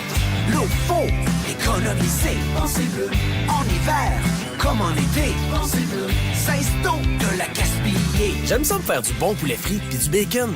Avant, je me cassais pas la tête puis je vidais tout le gras dans l'évier. Après une couple de visites, mon plombier me dit « Mon gars, ton évier, c'est pas une friteuse, ça bouge tout. Le gras, ça va dans la poubelle. » Pensez, pensez, pensez bleu. Chaque goutte est importante. Pensez bleu. Healthy eating isn't always easy. Juice Plus makes it simple. Each capsule delivers the goodness of over 30 fruits and vegetables. It's real plant-based nutrition you can trust. Simple, natural, backed by science. Visit juiceplus.com to get your capsules today. Now back to the story. Julie was going to kill Aaron. How was she supposed to sleep, knowing that there were two killers on the loose? Worse, dismembering killers. This wasn't the fun, silly campfire story she'd expected. Julie oscillated between frustration and fear. She was supposed to take her first steps of freedom here, not be worried about losing her life. Of course, the two girls shared a cabin. Julie turned over in her bed, sighing loudly. Aaron told her to stop being so dramatic. Julie sat straight up. She was not being dramatic. The story was ridiculous. Aaron rolled her eyes. She admitted that some of her story was embellished, but most of it was true. Julie felt her shoulders sag slightly. Maybe the only part that was true was that Betty had worked here when she was younger. The rest could be lies. That would be fine. She'd even compliment Aaron on her storytelling. Aaron told her not to get her hopes up. Mr. Lazarus was killed by Melinda and Rick. Betty was a final girl in her own right, and now held a job as a nurse at this very camp. This wasn't nearly as much embellishing as Julie had been hoping for. Still, Julie needed just one vital point of clarification in order to get to sleep. If Melinda and Rick weren't running free, she would be fine. But Aaron didn't know where Melinda and Rick were. She'd overheard Betty talking about them in the nursing office, but she didn't get any real specifics on what happened to them. For all she knew, they could be hiding in the trees of the camp every summer. Julie's stomach flipped. Her heart pounded in her ears. They weren't safe here. God, if only her parents had known, they never would have let her go. Aaron told her to calm down. Julie took a deep breath and tried to go to her happy place. Something scratched outside of the cabin. Usually Julie could tell herself that it was just a tree branch.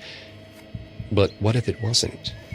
They could have all been lured into a false sense of security while Melinda and Rick plotted their revenge. Maybe they didn't care who they killed this time. Aaron grabbed Julie by the shoulders. She told Julie to breathe. Julie hadn't realized that she'd been holding her breath. She'd been so absorbed in her own thoughts. She exhaled slowly, her breath stuttering as it left her. Aaron apologized for adding all the details. She just thought it would be a fun campfire story. Julie didn't feel comforted, but she didn't want Aaron to feel too bad. She told her it was okay. They should try to sleep. She laid back down, but her eyes stayed wide open. She knew that if she closed them, she'd have visions of murderers and severed limbs dancing in her head. In the morning, she'd speak to Nurse Betty and learn the truth. From there, she could call her parents and leave. She repeated the plan in her head over and over until her nerves started to settle. Julie woke up. She didn't remember falling asleep. The sun streaming through the windows was far too bright. She wanted to roll back over and shut the rest of the world out. The night before came back to her slowly. She dragged herself out of bed and got dressed. Kids screamed outside. She had just mustered the energy to tell them to shut up when the sound suddenly stopped. She stepped into the sunlight and slipped her shades on. Maybe the kids got bored. Julie didn't like seeing the space so empty, but it was breakfast time. She half jogged to the nursing cabin, ready to get everything over with and call her parents. She couldn't live with this kind of stress. Julie stepped inside without knocking. The intake room was empty. A muffled sound came from behind the closed door to the examination room. Julie stepped over to it, unsure. Someone screamed from within. She tried the handle, but it was locked. Julie rammed her body against the door. It bounced, but it didn't open. This looked easier in movies. The screams continued behind the door. Julie shoved a keycard into the side of the door and felt the weight give just slightly. It was all she needed. She turned the handle and shoved with all her might. It opened. She wasn't prepared for what was on the other side. The nurse's wrists had been tied to the hospital bed with zip ties, but the rest of her was on the small plywood floor. Blood spilled from large gashes across Betty's legs. She didn't stop screaming. But where were her attackers? Where were Rick and Melinda? Julie stepped forward to find a knife at her throat. The lock behind her clicked shut. A voice told her to stand perfectly still. But it wasn't some sinister 40-something. It was Erin. Her first friend at camp had carved into the nurse's legs like it was some bizarre art project. She couldn't believe it. Julie wanted to turn her head and have her eyes confirm what her ears already knew. But she couldn't risk getting cut. The nurse needed her. Julie asked why Erin was doing this. She felt the blade dig into her throat slightly. A small dribble of blood trailed down her neck. She could practically hear the eye roll as Erin mocked her for not putting it together immediately. A picture was starting to become clear in Julie's mind. She was pretty sure she knew what had happened, but she asked Erin to spell it out for her so she had time to think. The knife wavered slightly as Erin told her that she was Rick and Melinda's child. Julie kept her voice steady as she pointed out that she had done nothing that justified her being included in the revenge. Erin paused at that, thinking. Julie took a deep breath and ducked. She felt the knife score her cheek, but she was free of Erin for a moment. She turned to face her attacker. Erin raced at her, weapon first. She tried to swipe at Julie's face, but then she fell backward, slipping in the pool of blood on the floor. Julie went for the keys on Nurse Betty's waist. Erin rose, now smeared in blood. Her stained fingers pulled the knife from the wet floor. Julie tried to tell Erin that she didn't have to do this, but she could barely get the words out. Erin laughed. She didn't care about what she did or didn't have to do. She only told the story to cover her tracks. Her parents weren't ex-cons. They were bankers and would never be caught dead in a dumpy camp like this. Saying she was related to Melinda and Rick was a good story, but now that she'd seen Julie's reaction, there was no need to lie to her. This was for Erin and no one else. The beginning of a glorious career in killing. Erin lunged for Julie. Julie barely managed to drop and dash under the bed in time. The knife flashed back and forth in front of her. Tears were stinging her eyes now. The metal of the key was warm in Julie's hands. She held it tight, letting it dig into her skin. Erin laughed again. She was the one with the power. She could do whatever she wanted. Julie made herself as flat as she could. She only had one shot to save herself and Nurse Betty. She pushed the keyblade between her knuckles. When Erin swiped to the left, Julie rushed out of the bed to the right and threw her fist toward Erin's face. She felt the wet membrane resist for a moment before the key embedded itself in Erin's eye. Erin shrieked in surprise and pain. The knife fell to the ground, but Erin was still reaching out to stop her. Julie pulled the key out of Erin's left eye and jammed it into her right. The girl was screaming continually now. Her hands clawed at her eyes. Julie didn't try and pull the key out this time. She grabbed the knife and cut through the zip ties before dragging Betty outside. She left Erin writhing on the floor and locked the cabin tight. But when she returned with the authorities, Erin was gone. A new legend developed in the following years. It told of a woman with no eyes prowling the camp for revenge. She kills whoever she finds, for she couldn't recognize her actual enemy if she tried. In 2015, film director Eli Roth told Mashable his own summer camp killer story. He was a camp counselor in Weston, Massachusetts, when his group of 10 and 11-year-olds became convinced by an urban legend about a forgotten camper called the H-Man. The story went that the maniac was planning to rip the kids' chest cavities open in order to get his revenge after being left for dead. The tale didn't begin with Roth, but his telling helped it spread like wildfire. By the night of the camp's first sleepover, the preteens were making very sharp makeshift weapons and planning seances in hopes of resurrecting and trapping the H-Man before he could hurt them. The night of the sleepover itself was pandemonium. Children screamed that they'd seen the H-Man in the woods. Parents were called. The next year, the story developed an even stronger hold on the campers as the self-identified survivors of the previous year passed it on. Roth's tale illustrates the primary elements of a summer camp killer's story: the origin of the villain, a previous confrontation indicating the threat he poses, and a warning to avoid him at all costs, though he is never entirely avoidable. This third characteristic is what gives such stories legs. You may think you're safe, but you're really not. You are standing in his hunting ground. If these beats sound familiar to other legends we've covered, that's because they are. The Hook and the Babysitter in Peril urban legends work with the same sort of maniac character and structure, all passed on by a friend of a friend who witnessed it, of course. This pattern is given a greater veracity at a summer camp, because both campers and counselors tend to return in cycles. If someone challenges the story, the counselor can say it was before the skeptic's time, and someone with a longer work history will generally back it up.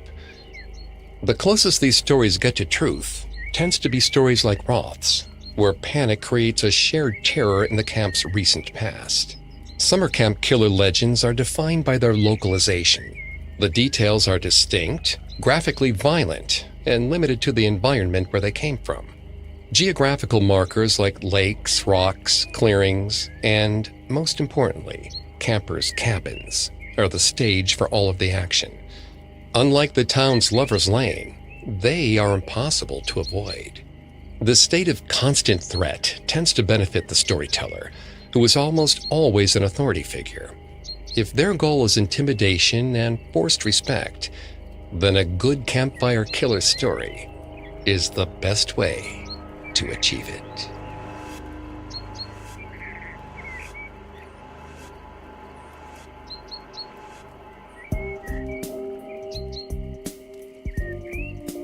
Thanks again for tuning into Haunted Places. We'll be back on Tuesday with a new urban legend, and on Thursday with a new haunted place. You can find more episodes of Haunted Places and all other Parcast originals for free on Spotify.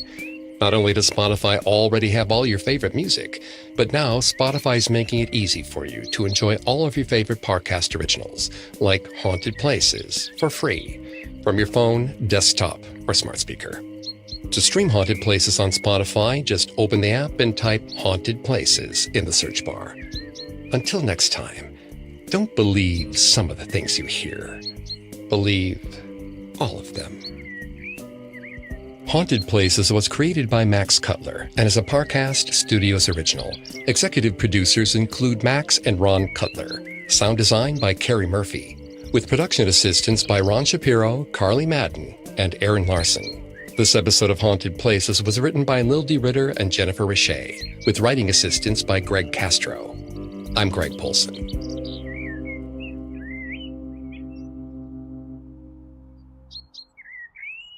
This episode is brought to you by Square. You're not just running a restaurant, you're building something big. And Square's there for all of it, giving your customers more ways to order, whether that's in person with Square Kiosk or online. Instant access to your sales, plus the funding you need to go even bigger. And real-time insights so you know what's working, what's not, and what's next. Because when you're doing big things, your tools should too. Visit square.ca to get started. Due to the graphic nature of this urban legend, listener discretion is advised. This episode includes depictions of botched surgery, body dysmorphia, mutilation, and graphic violence, as well as discussions of domestic abuse and self-harm. We advise extreme caution for children under 13.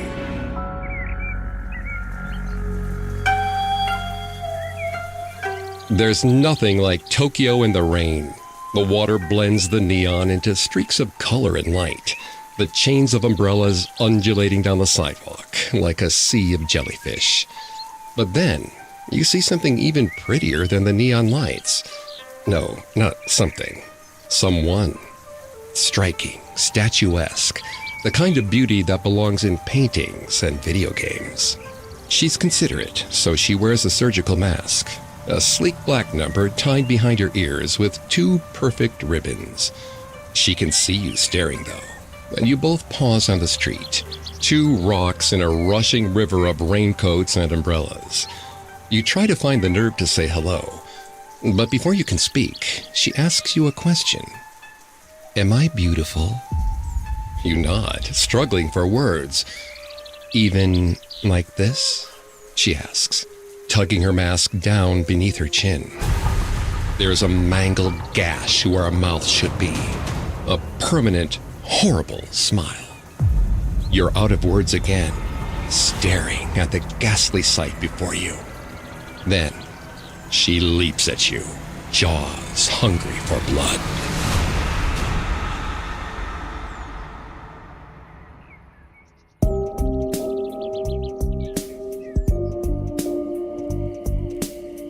Welcome to Haunted Places, a Parcast original. I'm Greg Polson. Today's episode is part of our Urban Legends series. Every Tuesday, we explore those chilling stories you hear secondhand, the kind that seem made up, but contain a kernel of truth. Urban Legends is only on Spotify, so keep listening here to never miss an episode. But don't forget to come back each Thursday for a classic episode of Haunted Places, covering yet another ghost-filled locale. You can find episodes of Haunted Places and all other Parcast originals for free on Spotify. To stream Haunted Places for free on Spotify, just open the app and type Haunted Places in the search bar. Today we explore a legend that dates back to 17th century Japan that has taken on a new resonance in the era of a global pandemic.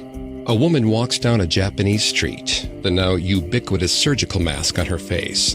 She's stunning, and you tell her so. But when she reveals her mouth, beauty is revealed to be a beast, and it swallows you whole. We'll meet the slit-mouthed woman after this. Passer la journée en comptabilité entre 2 brassées. Pas un hit. S'arrêter illico au Yuzu pour ramasser un plateau avant ta descente de montagne à vélo? Ça, c'est un hit. Yuzu Sushi, le hit de ta journée.